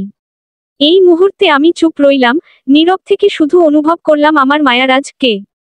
উনি ফের আমার দিকে তাকিয়ে বললেন, সারাদিন কেমন কাটলো জান? তোমার কোনো অসুবিধা হয়নি তো? উহু, ঠিক আছি আমি। সত্যি তো? একদম। সাইমন পুনরায় চোখ বুঝল। আমি উনার পাশ দিয়ে গামছাটা নিয়ে চুলগুলো মুছে দিলাম অবলীলায়। এরই মধ্যে হঠাৎ করে সাইমন ভাই আনমনে বলে উঠল, জবা যান, কখনো তুমি আমাকে ভুলে যাবে না তো? হঠাৎ উনার এহেন কথায় আমি ঘাবড়ে গিয়ে বললাম, মানে? শুনো যান, আমি যদি কখনো পৃথিবীতে নাও থাকি, তুমি শুধু আমার হয়ে থেকো জবা যান। তুমি আমার, একান্তই আমার। তুমি আমার বড্ড শখের নারী। আমার রক্তজবা। আমি তোমাকে আকাশের মতো ভালোবাসি। সাইমনের গলাটা জড়িয়ে আসছে, কণ্ঠনালী কাঁপছে। আকস্মিক উনার এহেন কথায় বুকের বাপাসটা মোচড় দিয়ে উঠল আমার। আমি উনাকে মৃদু ধমকে বলে উঠলাম, একদম বাজে কথা বলবেন না আপনি। এসব আমার পছন্দ নয়, সাইমন। আমি আমি আপনাকে কোথাও যেতে দিব না, না আমি কোথাও যাব। আপনারে আমি বুকে মধ্যে যত্নে করে লুকিয়ে রাখব, অন্য কেউ খুঁজেই পাবে না। কেউ না। আমি অসম্ভব ভালোবাসি আপনাকে। আপনি ছাড়া জবা অস্তিত্বহীন। বলতে বলতে ফুপিয়ে উঠলাম আমি। সাইমন চটজলদি উঠে বসল, আমাকে শক্ত করে জড়িয়ে ধরল। অতঃপর ব্যস্ত কণ্ঠে বললেন, এই, এই, জবা, আরে কাঁদছো কেন পাগলি? আমি তো জাস্ট এমনিতেই বললাম। আচ্ছা সরি। আর কখনো বলবো না। তুমি এত হাইপার হইও না প্লিজ। জবা তুমি অসুস্থ। তুমি ওয়েজিত হলে আমাদের সন্তানের অসুবিধা হতে পারে, জান। আমাদের সন্তান, কথাটা ভাবতেই নিজেকে সামলে নিলাম আমি। উনার বুকে মৃদু কি ল দিয়ে আহ্লাদি হয়ে বললাম, মনে থাকবে তো? আপনার এমন কথায় আমার কলিজা কাঁপে মায়ারাজ। উনি হেসে বললেন, অবশ্যই মনে থাকবে মহারানী। আর হবে না, পাক্কা প্রমিস। জন মিলে খুনসুটিতে কেটে গেল আরও একটি সন্ধ্যা। এখন ধরণীতে আঁধার নেমে এসেছে। পরিবার, প্রিয়জনদের নিয়ে রাতটাও ভালো যাচ্ছে, তবুও আজ অজানা কারণে বুকটা বড্ড পড়ছে আমার। মনটা বারবার কু গাইছে। হৃদয়খানি জুড়ে হারানোর আন্দোলনে মেতেছে। ভিতরটা শীতল করতে নামাজে দাঁড়িয়ে গেলাম আমি। নামাজ শেষে তবেই একটু স্বস্তি ফিরল মনে। রাতে সবাই একসাথে খেয়ে মাই শুয়েছি আমি। এরই মধ্যে সাইমন আসলো, আমার পাশে শুয়েই আকস্মিক কাকুতি ভরা কণ্ঠে বললেন, আমায় একটু শক্ত করে জড়িয়ে ধরবে জবা? একটুখানি অনুভব করতে দিবে তোমার বুকের স্পন্দন? আমি অসুস্থ হওয়ার পর থেকে সচরাচর এমন আবদার করে না সাইমন। আজ লোকটার হলোটা কি? বাসায় আসার পর থেকে হঠাৎ হঠাৎ চমকে দিচ্ছে আমায়। মস্তিষ্কে খানিক প্রশ্ন জট বাঁধলেও এই মুহূর্তে প্রশ্ন করলাম না আমি। উনার এটা আবদারি ছিল না, ছিল একান্তই মিনতি। আমি বিনাবাক্যে সাবধানতা অবলম্বন করে উনাকে শক্ত করে জড়িয়ে ধরলাম। সাইমনও গুটিসুটি মেরে মুখ লুকালো তার প্রিয়তমার উষ্ণ বুকে। আজ এমন মুহূর্তেও ক্ষণে ক্ষণে হৃদয় কাঁপেছে আমার। নিজেকে মানিয়ে নিলাম আমি, বুঝতে দিলাম না কাউকে কিচ্ছুটি। উনার মাথায় হাত বুলিয়ে দিয়ে আস্তে করে বললাম, আপনার কিছু হয়েছে সাইমন? আজ কেমন জানি লাগছে আপনাকে। উনি এক গাল হেসে বললেন, আরে না, তেমন কিছু না। তবে উনি অর্ধেক কথা বলে থেমে গেলেন। আমি তড়িঘড়ি করে প্রশ্ন করলাম, তবে কি? বলুন আমায়। উনি আলতো হাসল। আমার মাথাটা উনার বুকের সাথে মিশিয়ে ফিসফিসিয়ে বললেন, তোমার উষ্ণ আলিঙ্গন পেতে হয়ে যাচ্ছিল মনটা। এখন শান্তি লাগছে জান। আমাকে শান্ত করতে তোমার একটা উষ্ণ আলিঙ্গনই যথেষ্ট। উনার হেলদোলহীন কথা শুনে স্বস্তির শ্বাস ছাড়ালাম আমি। পাগল একটা। এরপর জনের মাঝেই নীরবতা। সাইমন এখনো ঠায় রে মুখ লুকিয়ে আছেন। আমি চুপটি করে উনার মাথায় হাত বুলিয়ে দিলাম ঘণ্টা খানিক। তার মধ্যে আমার বুকে মাথা রেখে ঘুমিয়ে গিয়েছে সাইমন। ঘুমের মধ্যেও একটা মুহূর্তের জন্য আজ ছাড়ল না আমায়। আমিও নড়াচড়া না করে উনার কপালে চুমু এঁকে দিয়ে চোখ দুটো বন্ধ করে নিলাম। এভাবে কখন জানি ঘুমিয়ে পড়লাম, খেয়াল নেই। হঠাৎ রুম জুড়ে কারো গোঙানির আওয়াজ ভেসে আসছে। আমার ঘুমন্ত মস্তিষ্ক সচল হয়ে গেল, দরফরিয়ে উঠে বসলাম আমি। একবার রুমে চোখ বুলিয়ে বিছানার বাপাস ফিরতেই আতঙ্কে উঠলাম আমি। আমার সাইমন কেন জানি বড্ড ছটফট করছে। নীল রাঙা ডিম লাইটের আলোতে মুখটা মলিন দেখাচ্ছে। কেঁপে উঠল আমার আতাটা। আমি দিক বিদিক শূন্য হয়ে বিচলিত হয়ে জিজ্ঞেস করলাম, আপনার কি কি হয়েছে সাইমন ভাই? সাইমন মায়া ভরা চোখে চাইল একবার আমার দিকে, আমার হাতটা নিয়ে নিজের বুকের সাথে মিশিয়ে ছটফটিয়ে বললেন, বুকের এখানটায় অসহ্য যন্ত্রণা হচ্ছে জবা। জবা জান, আমার ভীষণ কষ্ট হচ্ছে। এত যন্ত্রণা করছে কেন? আমার বড্ড পিপাসা পেয়েছে, একটু পানি দেও। এই লোকটাকে কখনো এভাবে ভেঙে পড়তে দেখিনি আমি। আজ লোকটার বড্ড কষ্ট হচ্ছে। আল্লাহ, কি হলো আমার মায়ারাজের? উনার এমন ছটফটানি দেখে কেঁদে দিলাম আমি। আমার শরীরটা কাঁপছে, কাঁপা কাঁপা পায়ে পানির গ্লাস এগিয়ে দিলাম আমি। উনি মুহূর্তেই উঠে ঢকঢক করে পানিটা খেয়ে নিল, লম্বা লম্বা শ্বাস ছাড়ছে বারবার। হয়তো নিজেকে সামলাতে চাইছে। এত রাতে কি করব আমি? বাসার সবাই ঘুমাচ্ছে, উনার কষ্ট দেখে নিজেকে পাগল পাগল লাগছে। চোখ দুটো দিয়ে অবিরত ঝরছে জল। আমি বসে উনার বুকে মালিশ করতে লাগলাম, তবুও উনাকে ভীষণ অস্থির লাগছে। লোকটা একদম নির্বাক হয়ে আছেন এখন। হঠাৎ আমার হাত ধরে থামিয়ে দিল আমায়। আমি ভয়ে ভয়ে জিজ্ঞেস করলাম, এখন কেমন লাগছে আপনার? আপনার খুব কি কষ্ট হচ্ছে সাইমন ভাই? কি হলো আপনার? আচ্ছা দাঁড়ান, আমি বাবাকে ডাকছি। আমি চলে যেতে নিলাম। সাইমন আমার হাত ধরে বসিয়ে দিল আমায়। চোখের জলটুকু আলগোছে মুছে দিয়ে জড়ানো কণ্ঠে বলল, আমি ঠিক আছি জবা। রিল্যাক্স জবা, রিল্যাক্স। উনার এলোমেলো কণ্ঠস্বর শুনে কান্নার বেগ আরও একটু বাড়ল আমার। উনি এক হাতে জড়িয়ে ধরল আমায়, থামাতে চাইছে। কিন্তু আমি নিজেকে সামলাতে পারছি না এই মুহূর্তে। আজ উনার চোখের কোণেও জল। আমি অনুভব করলাম সাইমন ভাই দুলছে, মুহূর্তেই ধরে ফেললাম আমি। উনার মাথা নিজের কাঁধে রেখে মা বলে একবার চিৎকার দিতেই উনি আমার মুখ চেপে ধরে ইশারায় চুপ থাকতে বলল। উনার ইশারায় আমি শান্ত হলাম। হঠাৎ সাইমন আমার উঁচু পেটটা জড়িয়ে ধরে চুমু খেয়ে এলোমেলো কণ্ঠে বলল, এখানে আমাদের সন্তান তাই না জবাজান? আমার বোধ হয় তাকে আর ছুঁয়ে দেখা হলো না। আমার সময় ফুরিয়ে এসেছে বউ। ওই তো ওরা ওরা দূর থেকে হাতছানি দিয়ে ডাকছে আমায়। উনার কথা শুনে হৃদয় এক্কা ল বই সা খি ঝ র বয়ে গেল আমার। আমি এক চিৎকার দিয়ে বললাম, সাইমন ভাই, প্লিজ শান্ত হন। আপনার কিছু হবে না, কিছু হবে না। মা, ফুপি, বাবা, তাসফিয়া কোথায় তোমারা? দেখো দেখো, আমার সাইমনের বড্ড কষ্ট হচ্ছে আজ। সাইমন জোরে জোরে শ্বাস টানছে, চোখ দিয়ে গড়িয়ে পড়ছে জল। নিভু নিভু চোখে আমার দিকে তাকিয়ে পুনরায় আবারও বলল, জবা, আমার অনুপস্থিতিতে আমার অনাগত সন্তান কে তুমি কখনো অবহেলা করো না কিন্তু। আমার সন্তানকে মানুষের মতো মানুষ করো। আমি বাবা হয়েও তাকে একটিবার ছুতে পারলাম না, এই আক্ষেপ নিয়েই আমাকে ছাড়তে হচ্ছে পৃথিবী। সাইমন, জবা শুনো। জবা, আমার অনুপস্থিতিতে আমার বাবা মা সহ পরিবারের সবাইকে দেখে রেখো তুমি। আমি সবার দায়িত্ব তোমাকে দিয়ে আজ বিদায় নিচ্ছি। আমি তোমাকে বড্ড ভালোবাসি জবাজান। আমার খুব ইচ্ছে ছিল তোমাদের সবাইকে নিয়ে একসঙ্গে অনেকটা বছর বাঁচব। কিন্তু ওরা যে আমায় ডাকছে, আজ চলে যেতেই হচ্ছে। তুমি তুমি চিন্তা করো না বউ, আমি ওখানেও তোমার জন্য অপেক্ষা করব। কথা বলতে বলতে নিস্তেজ হয়ে বিছানায় শুয়ে পড়ল আমার সুঠাম দেহের মায়ারাজ। আজ কত অসহায় লোকটা। আমি পাশে থেকেও তার জন্য কিছু করতে পারছি না। ও আল্লাহ, তার কষ্টটুকু আমায় দেও, তবুও তাকে আমার হয়ে পৃথিবীতে রেখে দেও। আমি আল্লাহকে বারবার ডাকছি। আমার চিৎকার চেঁচামেচির শব্দে বাসার সবাই দৌড়ে আসলো আমাদের রুমে। সাইমোকে এভাবে ছটফট করতে দেখে উনারাও সবাই কাঁদছে। আমার ফুপি দিশেহারা হয়ে ছেলেকে জড়িয়ে ধরল বুকে। সাইমন ভাই হয়তো একটু হাসল, ফুপির হাত ধরে মৃদু কণ্ঠে বললেন, আমাকে ক্ষমা করো মা, আমার জবাকে দেখে রেখো তোমরা। ভালোবাসি মা। বিদায় মা, বিদায় আমার জবাজান। অতঃপর আমার সাইমন মুচকি হেসে চোখ বুজে উচ্চারণ করল, লা ইলাহা ইল্লাল্লাহু মুহাম্মাদুর রাসূলুল্লাহ সাল্লাল্লাহু আলাইহি ওয়াসাল্লাম। ওই যে চোখ বন্ধ করে ঘুমিয়ে পড়ল আর চোখ খুলল না আমার মায়ারাজ। ফুপি ডাকলো, বাবা ডাকলো, কত করে সবাই ডাকলাম তাকে।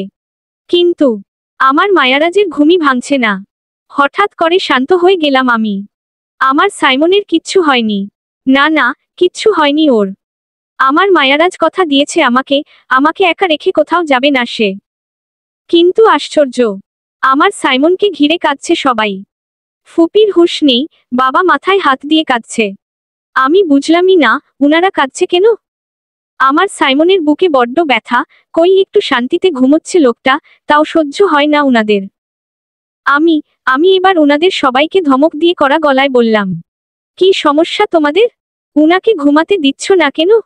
জানো এতক্ষণ কত কষ্ট সহ্য করেছে লোকটা। সবেই আমার মায়ারাজ দুটো চোখ এক করেছে একটু। থাক না, উনি ঘুমাক একটু। উনার ঘুম উম আমি উনাকে হসপিটাল নিয়ে যাব।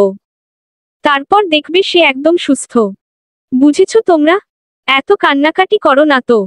আমি মুচকি হেসে বসলাম সাইমনের পাশে। উনার মাথাটা আমার কোলে উঠিয়ে হাত বুলিয়ে দিলাম কপালে। এই জিনিসটা তার ভীষণ প্রিয়। তন্মধ্যে মা এসে আমাকে জড়িয়ে ধরে হাউমাউ করে কাঁদতে কাঁদতে বললেন, আমাদের সাইমন আর উঠবে না রে মা। আমাদের ফাঁকি দিয়ে চলে গেছে রবের ডাকে। ম রে গেছে সাইমন, ম রে গেছে। আমি বিরক্ত হলাম, কি সব বাজে বকছে মা? এমনটা হওয়ার নয়, কশ্চিনকালেও না। আমি এক্ষুনি উনাকে ডক্টরের কাছে নিয়ে যাব। আমার পাগলামি দেখে সাইমন কে হসপিটালে নিতেই হলো। আমি তার হাত ধরে রেখেছি, এই হাত ছাড়বই না। এখন রাত 2টা। হসপিটালে পৌঁছাতেই আমি দৌড়ে খুঁজতে লাগলাম ডক্টর। মাও আমার পিছনে ছুটছে, শান্ত হতে বলছে আমায়। ওদের কি করে বুঝাই? আমি খুব কাছ থেকে আমি আমার মায়ারাজের তীব্র ছটফটানি দেখেছি, কষ্টে চোখের জল দেখেছি। এখন আমি কি করে শান্ত হই? কিন্তু এত খুঁজেও পাচ্ছি না ডক্টর। বহু খুঁজে একজন আসলো সাইমনের কেবিনে। আমি ডক্টরের কাছে কাকুতি মিনতি করে বললাম, উনি যেন আমার স্বামীকে সুস্থ করে দেয়, তার বুকে বড্ড ব্যথা। উনি কিছুক্ষণ পরীক্ষা করে সাদা কাপড় দিয়ে ডেকে দিলেন আমার সাইমনকে। সাথে জানিয়ে দিল, আমার সাইমন, আমার মায়ারাজ, হার্ট অ্যাটাক করে মারা গিয়েছে। আমার পৃথিবীটা যেন অন্ধকার হয়ে আসছে, মাথার উপর থেকে বিশ্বস্ত হাতটা সরে গেল আচমকা। লোকগুলো এত পাষাণ্ড, ওরা বড্ড পাষাণ মানব। আমার সাইমনকে মৃত মানুষ বলছে, ওদের কলিজা কাঁপছে না। চারপাশের সবাই আমার স্বামীকে মৃত ঘোষণা করছে, কিন্তু আমার অচেতন মন মানতে নারাজ। এমনটা হওয়ার নয়, তবুও হয়েছে। এমনটা কেন হলো? আমাদের তো এখনো একসাথে বহু পথ চলা বাকি। আমার সন্তান পৃথিবীতে আসবে, আধো আধো কণ্ঠে বাবা মা বলে ডাকবে আমাদের। তাকে নিয়ে কত স্বপ্ন দেখেছি দুজন, সবই যেন আজ বৃথা। আমার সন্তান কাকে বাবা বলে ডাকবে? জন্মের আগেই বাবা রা হলো আমার বাচ্চাটা। আমি মাথায় হাত দিয়ে মেঝেতে ধাপ করে বসে পড়লাম, চোখে কেন জানি সব অন্ধকার লাগছে। ডিগ্রি শেষ রাত এখন। আজ অন্ধকার রাতে হুতুম প্যাচারা বিষাদের গান গাইছে। আমার সুখের রাজ্যে নেমেছে, সবার বুকে প্রিয় হারানোর র। এতক্ষণ কি হয়েছে খেয়াল নেই আমার, অচেতন অবস্থায় ছিলাম বোধ হয়। চোখ মেলতেই নিজেকে আমার রুমে আবিষ্কার করলাম। আমি ধীরস্থির হয়ে উঠে বসলাম, চারপাশে মানুষের আনাগোনা। চারপাশে এতক্ষণে ছড়িয়ে গিয়েছে আমার মায়ারাজের নিখোঁজ হওয়ার সংবাদ। আমার তৃষ্ণার্ত চোখ দুটো বেকুল হয়ে খুঁজছে প্রিয় সেই মুখটাকে। দূর থেকে দেখলাম আমার শখের পুরুষটিকে ওরা ঠান্ডা ফ্লোরে রেখে দিয়েছে। তার পাশে বসে হৃদয় নিঙড়ানো কান্নায় কাঁদছে ফুপি, তাসফিয়া আরো আত্মীয়রা। সে কি আহাজারি, সে কি ও তো না কিন্তু আমার মা কে দেখলাম না আর আশেপাশে। আমি টলতে টলতে ছুটে গেলাম আমার সাইমনের কাছে। এরই মধ্যে হঠাৎ করে আরো একটি পরিচিত মুখ দেখা গেল। উনার মামা, আমার আব্বাজান, আজ এসেছে তাহলে। কি দেখতে এসেছে আমার প্রিয় মানুষটার লাশ? আমি একবার তাকিয়ে চোখ ফিরিয়ে নিলাম, কিন্তু ওই লোকটা এগিয়ে আসলো, ধরল আমায়। বহুদিন পরে মাথায় হাত বুলিয়ে ডাকলো, আম্মা। এসব কিছুতেই আজ বিতৃষ্ণা লাগছে আমার। আমি উনার হাত সরিয়ে দৌড়ে চলে গেলাম সাইমনের কাছে। ভরা পেটটা নিয়ে চলতে খুব কষ্ট হচ্ছে, কিন্তু এই কষ্টের চেয়ে হৃদয়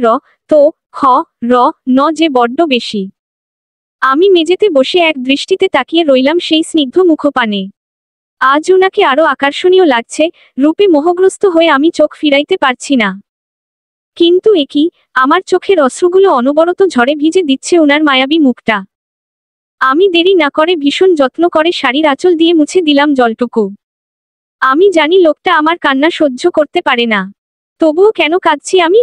আমি তো কাঁদতে চাই না।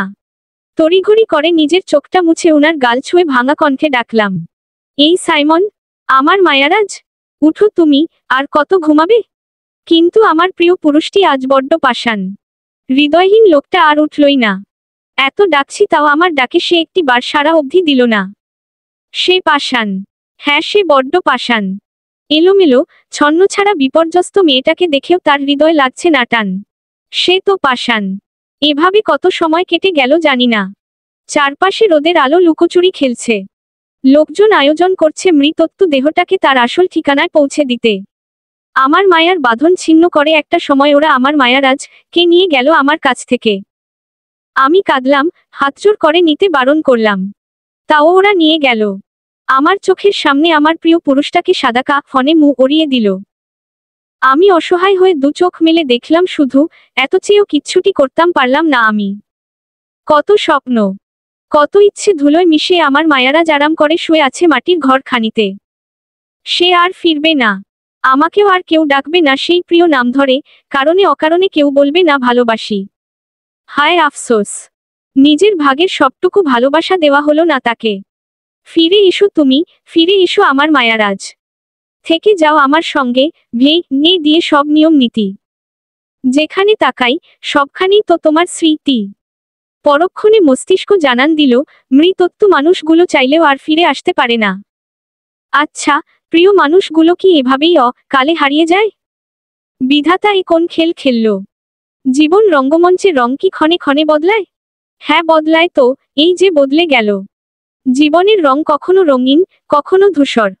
মানসিক শান্তি দেওয়ার মানুষগুলো অবেলায় হারিয়ে যায়। 4 বছর পর অবসরে এক বিকেলে ব্যালকনির গ্রিল ধরে বিষাদ উড়াতে ব্যস্ত আমি। মনের ক্যানভাসে আজও ভেসে উঠছে আমার প্রিয়তমের হাসজ্জ্বল মুখখানা। কতদিন ছুঁয়ে দেখা হয় না তাকে, কতদিন শোনা হয় না প্রিয় কণ্ঠের টোন।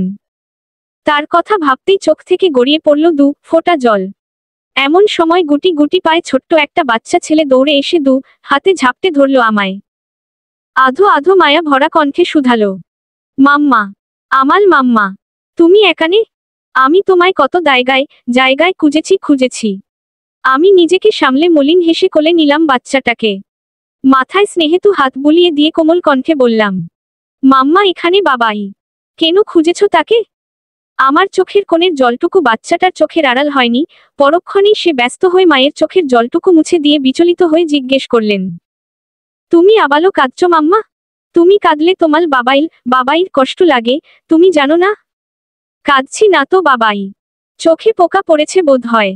কই দেখি কোথায় পোকা? আমাল দিকে তাকাও মাম্মা। পরমুহূর্তে উতলা হয়ে পোকা খুঁজেও যখন পেল না ছেলেটা, তখন বুঝে গিয়েছে তার মা কাঁদছে। ছোট ছোট হাত দিয়ে মাম্মার চোখে জল মুছে দিয়ে কপালে আদুরে ছোঁয়া দিল। আদুরে কণ্ঠে শুধালো, আমাল ভালো মাম্মা, কাঁদে না আমার সোনা মা।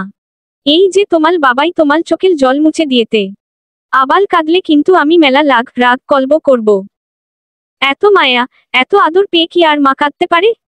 এ যেন শত ব্যথা, শত অন্ত্র না মাঝে এক টুকরো সুখ। আমি পরম মমতায় বুকের মাঝে জড়িয়ে নিলাম আমার বাচ্চাটাকে। আমার রাজ্যের এক অনাথ রাজপুত্র সে। হ্যাঁ, এটাই আমাদের বাচ্চা। অভাগী মায়ের অভাগা ছেলে তুর্য। আমার বেঁচে থাকার একমাত্র অবলম্বন। সেই কালো আমাবস্যার রাতটা আজও বুকে জড়িয়ে বেঁচে আছি আমরা। যে রাতে আমাকে সম্পূর্ণ একা করে চলে গিয়েছে আমাদের নিঃস্ব কে করে চলে গিয়েছে আমার মায়ারাজ। তাকে ছাড়া জীবন থেকে 4টা বছর পার হতে চলল। প্রথম দিকে আমি বড্ড মোমোদ ছিলাম, শারীরিক মানসিকভাবে প্রচুর অসুস্থ হতে লাগলাম। 1 মাস পেরোতেই বাচ্চাটা বাঁচানো রিস্ক। সব দিক বিবেচনা করে সময়ের 1 মাস আগেই ডক্টর সিজার করে দুনিয়ায় আলো দেখালো আমার রাজপুত্র কে। যদিও আমরা মা ছেলে জনই ভীষণ অসুস্থ ছিলাম, তবুও রব বাঁচিয়ে দিল আমাদের। আমি আমার বাচ্চার মায়াবী মুখটা দেখে 1 নিমিষের জন্য সমস্ত দুঃখ ভুলে গেলাম। আমার মস্তিষ্ক তখন জানান দিল, আমার বাঁচতেই হবে। আমার ছেলেটার জন্য হলেও নিজেকে সামলাতে হবে, পূরণ করতে হবে আমার মায়ারাজের শেষ ইচ্ছে। আমার কাঁধে যে অনেক দায়িত্বের ভার। আমি তারা চিহ্ন তত্ত্ব তারা চিহ্ন সাথে পা অঞ্জা নড়ে বাঁচলাম, সময়ের সাথে শক্ত খোলসে মানিয়ে নিলাম নিজেকে। না, তাকে আমি এক মুহূর্তের জন্য ভুলতে পারিনি। তার স্মৃতি আমার চারপাশ জুড়ে বিচরণ। শুধু প্রয়োজনে বেঁচে আছি। মাঝে মাঝে হাঁপিয়ে যাই, আবারও ডানা ঝাপটে উড়ে বেড়াই। পরিবারের সবাই প্রিয় হারানোর শোক ভুলে গিয়ে আবারও ব্যস্ত নিজেদের কাজে। কিন্তু নিজেকে আজও মানিয়ে নিতে পারেনি আমার ফুপি। একমাত্র ছেলেকে হারিয়ে শোককে নিজেকে গুটিয়ে নিয়েছে বদ্ধ ঘরে। ছেলে হারিয়ে মা আর কখনো হাসেনি। যে অনাগত মেহমানের জন্য সবাই ছিল উতলা, তার আগমনে কেউ আর উল্লাস করেনি। ফুপি আমার ছেলেটাকে সহ্য করতে পারে না, আঘাত করে বাচ্চাটাকে, পাগলামো করে। তার ধারণা, এই বাচ্চার আগমনের জন্যই তার ছেলে হারিয়ে গেছে। এই বাচ্চা তার পরিবারের অভিশাপ। কিন্তু আমি তো এই বাচ্চার জননী, আমি কি করে ফেলে দেই তাকে? বছর ঘুরতেই আমারও স্কুল পরিবর্তন হয়েছে, নতুন জেলায়। বাচ্চার কথা চিন্তা করে পুরনো শহর ছেড়ে নতুন শহরে এসেছি আমি, আমার মা, তুর্য। বাড়িতে থাকছে ফুপি, মা, তা সোফিয়া। এদের দেখাশোনা করার জন্য রিনা আজও আছে। আমিও যাই মাঝে মাঝে, দেখে আসি তাদের। আজ সবার দায়িত্ব আমি নিয়েছি। পুরনো স্মৃতিচারণে বুক চিরে ভারী দীর্ঘশ্বাস বেরিয়ে আসলো আমার। আমার বাচ্চাটা মায়ের কোলে চুপটি করে লেগে আছেন। তন্মধ্যে রুমে থাকা মুঠোফোনটা খটখট আওয়াজে বেজে উঠল কয়েকবার। আমি তড়িঘড়ি করে রিসিভ করতেই ওপাশ থেকে এক ভদ্রলোক বলে উঠলেন, হ্যালো ম্যাম, আপনি জবা বলছেন? জি, আমি মেন্টাল হসপিটাল থেকে সৌম্য বলছি। আপনার পেশেন্ট বড্ড উন্মাদ, সামলানোই যাচ্ছে না আজকাল। আপনি একবার এখানে আসুন ম্যাম, একটু দরকার। আর হ্যাঁ, উনি প্রিয়তা নামে একজনের নাম ধরে ডাকছে বারংবার।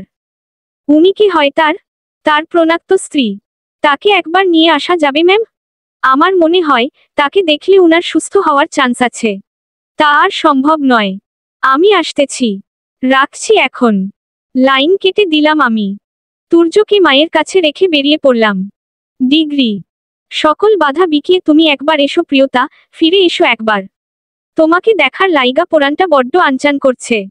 একটিবার আমায় ক্ষমা করো প্রিয়তা। প্রিয়তা, প্রিয়তা, বলো তুমি আসবে? প্রিয়তা, আমার প্রিয়তা। মানসিক হাসপাতালে একজন পাগল বারংবার করুণ সুরে ডাকছে তার প্রিয়তমা নাম ধরে। আমি পৌঁছাতেই ডক্টর শিকল আবদ্ধ এক পাগল কে নিয়ে এসেছে আমার কাছে। লোকটার বিপর্যস্ত চেহারাটা দেখে মনটা শয়ে উঠল আমার। এরই মধ্যে আমাকে দেখে পাগলটা বিচলিত হয়ে বললেন, প্রিয়তা, প্রিয়তা তুমি এসেছো? আমি জানতাম তুমি আসবেই। আমি উনার হাত ধরে মলিন হেসে বললাম, আমি প্রিয়তা নয় আব্বা, আমি জবা, আপনার মেয়ে জবা। লোকটা আশাহত হলো, আবারও পাগলামো করতে ব্যস্ত হয়ে পড়ল। উনি আর কেউ নয়, আমার জন্মদাতা পিতা। একটা সময় একটু সুখের আশায় ছেড়ে দিয়েছিল আমার মাকে। সময়ের ব্যবধানে আজ লোকটা সব হারিয়েছে মানসিক ভারসাম্য। এই তো বছর এক আগে তার যুবতী স্ত্রী পালিয়ে গিয়েছে তার পুরনো প্রেমিকের সাথে। সঙ্গে করে নিয়েছে তার সমস্ত সম্পত্তি, টাকা পয়সা যতটুকু ছিল। ক্ষণিকের মোহে পড়ে তার সবটুকুই তার নামে করে দিয়েছিল আব্বা। মেয়েটা চলে গেল, বাবা সব হারিয়ে দিশেহারা হয়ে যায়। সর্বহারা হয়ে বুঝল নিজের ভুল। কয়লার পিছনে ছুটে আসল হিরে ছুড়ে দিয়েছে সে। মস্তিষ্ক তখন অপরাধবোধ অনুভব করল, নিজের ভুল বুঝতেও পারল। তখন মরিয়া হয়ে উঠল আমার মায়ের জন্য, তার প্রিয়তার জন্য। কিন্তু সময়টা বড্ড দেরি হয়ে গিয়েছে যে। সময় থাকতে কদর বুঝল না, নিজেই ছেড়ে দিয়েছে ভালোবাসার হাতটি। এখন শত চেয়েও আর পাওয়া হলো না হারিয়ে যাওয়া মানুষটাকে। ছেড়ে যাওয়া মানুষটা যে তাকে বড্ড ঘৃণা করে। সেদিনের পর আর কখনো তার মুখ দর্শন করেনি মা। তাদের এই মিল আর সম্ভব নয়। এরপর থেকে আব্বা নিজের সাথে যুদ্ধ করতে করতে ক্লান্ত হয়ে গেল, চারপাশ থেকে পাপগুলো ঘিরে ধরল তাকে। এরপর মাস 6 যেতেই মানসিক ভারসাম্য হারিয়েছে আব্বা। তাকে দেখার আর কেউ থাকলো না। বাবা একটা সময় নিজের কথা ভেবে আমাদের ছুঁড়ে ফেললেও তার অসময়ে তাকে ছুঁড়ে ফেলতে পারিনি আমি। যাই হোক না কেন, বাবা তো তার তৈতু শরীর বইছে আমার। সন্তান হিসেবে তাকে দেখাশোনা করার দায়িত্ব আমার। তাই দায়িত্ব হিসেবেই তার পাশে দাঁড়ালাম আমি। যতটুকু করি দায়িত্ব থেকেই, ভালোবেসে নয়। বাবার প্রতি ভালোবাসা টান আর আসে না। কেননা ভালোবাসা পাওয়া যোগ্যতা সবার থাকে না। প্রায় 2.5 বছর হলো চিকিৎসার জন্য মানসিক হসপিটালে ভর্তি করিয়ে দিলাম তাকে। কিন্তু তার উন্নতি নেই, আর হওয়ার চান্সও নেই। অন্যায়ভাবে কাউকে ঠকানোর শাস্তি রব তাকে দিয়েছে। সর্বহারা করিয়ে প্রতিনিয়ত মস্তিষ্কের সাথে লড়াই করার অসুখ দিয়েছে। এই মস্তিষ্ক তাকে এক মুহূর্তও ভালো থাকতে দিচ্ছে না, ধুকে ধুকে পীড়া দিচ্ছে। হয়তো এভাবেই তাকে শেষ নিঃশ্বাস ছাড়তে হবে। আমি আরো কিছুক্ষণ দাঁড়িয়ে দেখলাম লোকটাকে। আগের মানুষটা আর নেই, চেনাই যাচ্ছে না। শরীরে হাজারো আঘাতে ফর্সা চেহারাটা কালশিটে, উস্কো খুস্কো দাড়ি চুলে মুখটা ডেকে গেছে। আমি দীর্ঘশ্বাস ছেড়ে ডক্টরের বিলগুলো বুঝিয়ে দিলাম। অতঃপর এলোমেলো পায়ে বেরিয়ে পড়লাম নিজের গন্তব্যে। ডিগ্রি। প্রকৃতির নিয়মে চলছে দিন। রাত পেরিয়ে ভোর হয়, আবার দিন পেরিয়ে রাত। এভাবেই চলছে জীবন। জীবন তো আর থেমে থাকে না। কেটে গিয়েছে আরো একটি মাস। আজ নতুন শহর থেকে ছুটছি পুরনো সেই স্মৃতির শহরে। শ্বশুর মশাই তাসফিয়ার বিয়ে ঠিক করেছে। সেখানেই যাচ্ছি আমরা। মনটায় আজ হাজারো আকুপাকু করছে। কখন পৌঁছাবো আমি, কখন ছুঁয়ে দিব প্রিয় মানুষটার র। আমার মায়ারাজ যে পথ চেয়ে অপেক্ষা করছে আমার। ও জ না দম বন্ধ হয়ে আসছে আমার। তবুও লম্বা শ্বাস ছেড়ে দমিয়ে নিলাম নিজেকে। তুর্যকে কোলে নিয়ে থমমে রে বসলাম বাসের সিটে, পাশে বসলেন মা। দীর্ঘপথ পাড়ি জমিয়ে ভরদুপুরে কাপা কাপা পায়ে অবশেষে পা রাখলাম বাড়ির আঙিনায়। গেইটে আমাদের জন্য অপেক্ষা করছিল শ্বশুর আব্বু ও তাসফিয়া। অনেকদিন পরে তুর্যকে পেয়ে ব্যস্ত হয়ে গেলেন তারা। আমি ধীর পা এগিয়ে গেলাম ভিতরে, আমার সাথে মা। বাড়িটা আজ অন্যরক সাজসজ্জায় সজ্জিত, বাড়ি ভর্তি মানুষের আনাগোনা। সবাই আমাদের দেখে এগিয়ে আসলো, আমিও সবার সাথে কৃত্রিম হেসে কথা শেষ করে পুনরায় এগিয়ে গেলাম ভিতরে। বসার ঘরে আয়েশ করে বসে আছেন আমার বড় ফুপা শাশুড়ি। আমি তার দিকে এগিয়ে হাসিমুখে জিজ্ঞেস করলাম, কেমন আছেন ফুপি? উনি একবার আমাকে আগাগোড়া পরখ করে কিছুটা তাচ্ছিল্যের সুরে বললেন, ও মা, তুমি তো আগের চেয়েও ভীষণ সুন্দর হয়ে গেছে, মনে হয় বড় সুখেই দিন কাটছে। শাড়িটাও বেশ ভালো। আলহামদুলিল্লাহ, আমি ভালো আছি। তুমি কেমন আছো? বিয়ে উপলক্ষে মায়ের জোড়াজুড়িতে আজ একটা নীল রঙা শাড়ি পরেছিলাম আমি। উনি এটা দেখেই বুঝে নিল আনন্দে আছি আমি। বিধবা কি আর নীল শাড়িতে যায়? উনিও তিরস্কার করতে ছাড়ল না আমায়। আমি কথা বাড়ালাম না, ছোট্ট করে বললাম, জি আমিও ভালো আছি। হ্যাঁ হ্যাঁ, সে দেখেই বোঝা যাচ্ছে আমাদের ছেলেটা ছাড়া তুমি ভালোই আছো। আজকাল কত সাজসজ্জা বেড়েছে। উনার ব্যঙ্গ বার্তায় তরতর করে রাগ বেড়ে গেল আমার। কঠিন মুখ করে কিছু বলতে উদ্যত হব, এর মধ্যে আমার মা উনাকে উদ্দেশ্য করে বললেন, আপা, একটা মানুষ দিব্যি হাসছে ঘুরছে বলে কি সে ভালো আছে? না, এমনটা সব সময় নাও হতে পারে। অনেক মানুষ লুকাতে হাসে, ভালো থাকতে না পারলেও বেঁচে থাকার খাতিরে হলেও এদের মুখের হাসি খুব দরকার। কারণ জীবন রঙ্গমঞ্চ, ক্ষণে ক্ষণে রং বদলায়, কখনো ঘন অন্ধকারে নিস্তব্ধতা নেমে আসে, আবার কখনো রঙিন। তবে সবাই কি আর বাঁচার স্বাদ পায়? না, কেউ কেউ মিথ্যা আশা মিথ্যা মায় বাঁচে। এরা সবাই কি আর জীবিতদের দলে? কেউ কেউ সব হারিয়ে আগেই চলে যায় সের ভিড়ে। মা উনার ওরের অপেক্ষায় আর দাঁড়ালো না। আমার হাত ধরে চলে গেলেন ফুপির রুমে। বিয়ে বাড়ির চারদিকে এত আয়োজন, এত হাসি গান, কিন্তু আমার কাছে সবকিছু ধূসর, ফ্যাকাশে লাগছে। আমি নিজেকে আড়াল করতে দৌড়ে গেলাম আমাদের রুমটাতে।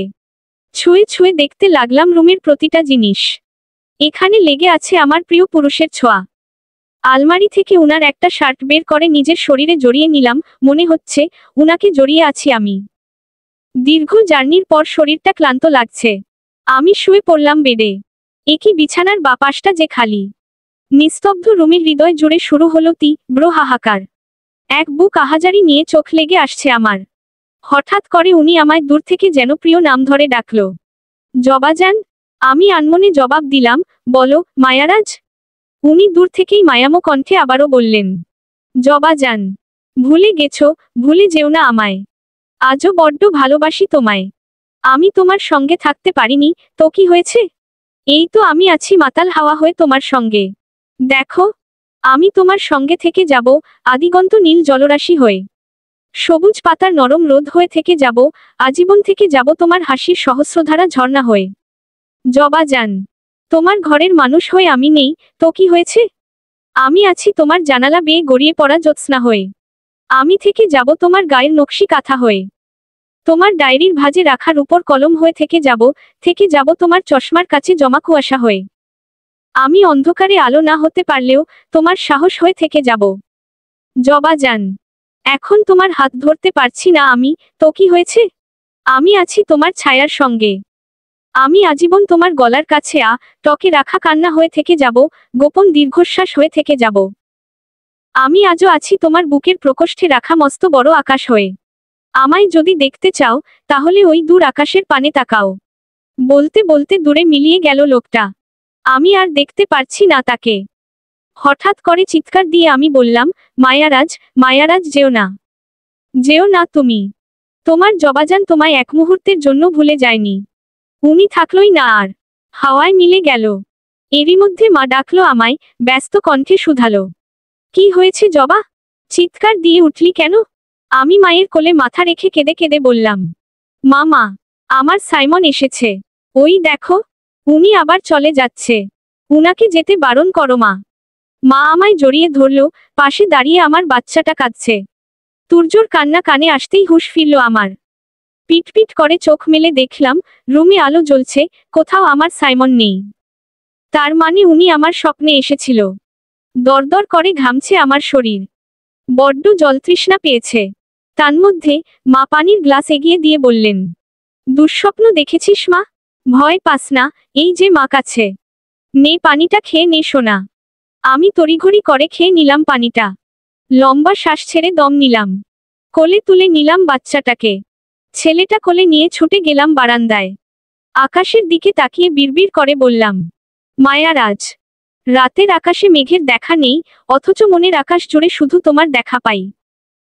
ঝিঝি পোকার ডাক, শহরের ল্যাম্পপোস্টের আলো, চাঁদের সাথে জোছনার নিবিড় আলিঙ্গন, ক্লান্ত পথিকের বাড়ি ফেরা দেখি। কিন্তু কই, তোমায় তো দেখি না। কল্পনায় কতবার তোমায় ছুঁয়ে যাওয়া, তীব্র আলিঙ্গনে নিঃশ্বাস নিতে কষ্ট হয়। ফের চোখ তুলে তাকাতেই দেখি তুমি নেই। এদিকে কথা জমতে জমতে আমি বোবা হতে চলছি। কত আকুতি ভরা চোখে তাকিয়ে থাকি দরজায়। তুমি আসবে, দরজায় কড়া নাড়লেই যেন উঠে দাঁড়িয়ে দরজা খুলে দিব। তুমি আসো না, ভালোই বাসো না। একা একা চাঁদ দেখি, জোনাক পোকাদের সাথে কথা কই, পুবাল বাতাস অনুভব করি, কিন্তু কই, তুমি তো আসো না। অথচ তুমি এলেই সব ঠিকঠাক। রাতের খাবার, সকালের নাস্তা, দুপুরের খাবারের রুচি ফিরে আসে। রং চায়ের পুরনো স্বাদ, মন ভালো, শরীরের সমস্ত অসুখ, কত কিছু সেরে যায়। তুমি আসো না বলেই আজ আমি দুরারোগ্য বা গ্রস্ত। একটি বার আসো মায়ারাজ, আমাকেও নিয়ে যাও তোমার কাছে। কিন্তু মায়ারাজ আর জবাব দিল না। আমি হাজার ডেকেও পাই না তাকে। আমার বাচ্চাটা এখনো মাম্মা, মাম্মা বলে কাঁদছে। ওর কান্না শুনে মা আঁচলে চোখ মুছতে মুছতে উনার কোলে নিল তুর্যকে। এক হাতে আমায় ধরল। মা আমার মন ভালো করতে জোর করে নিয়ে গেলেন বাহিরে। চারদিকে সন্ধ্যার আধারে ছেয়ে গেছে প্রকৃতি, ঠান্ডা শীতল হাওয়া বইছে গায়ে। আমরা মা মেয়ে রাস্তার পাশ দিয়ে হাত ধরে হাঁটছি। সামনেই ফুসকার দোকান দেখা যাচ্ছে। মা আমায় নিয়ে গেল সেখানে। আমাকে চেয়ারে বসিয়ে দিয়ে নিজের জন্য ও আমার জন্য বেশি ঝাল দিয়ে ফুসকা অর্ডার দিল। যদিও মা এসব খায় না, তবুও আজ মেয়ের মন ভালো করতে কত উতলা মা। আমি এই মুহূর্তে সব বিষাদ ভুলে গিয়েছি। এক ফালি মুগ্ধতা নিয়ে দেখছি একজন মমতাময়ী মাকে। এদের জন্য হলেও ভালো থাকবো আমি। জীবন রঙ্গমঞ্চে আমার রঙিন আলো ফুরিয়ে গিয়েছে অবেলায়, আমি না হয় সাদা কালো নিয়েই বাঁচব। তবুও আমি বাঁচব।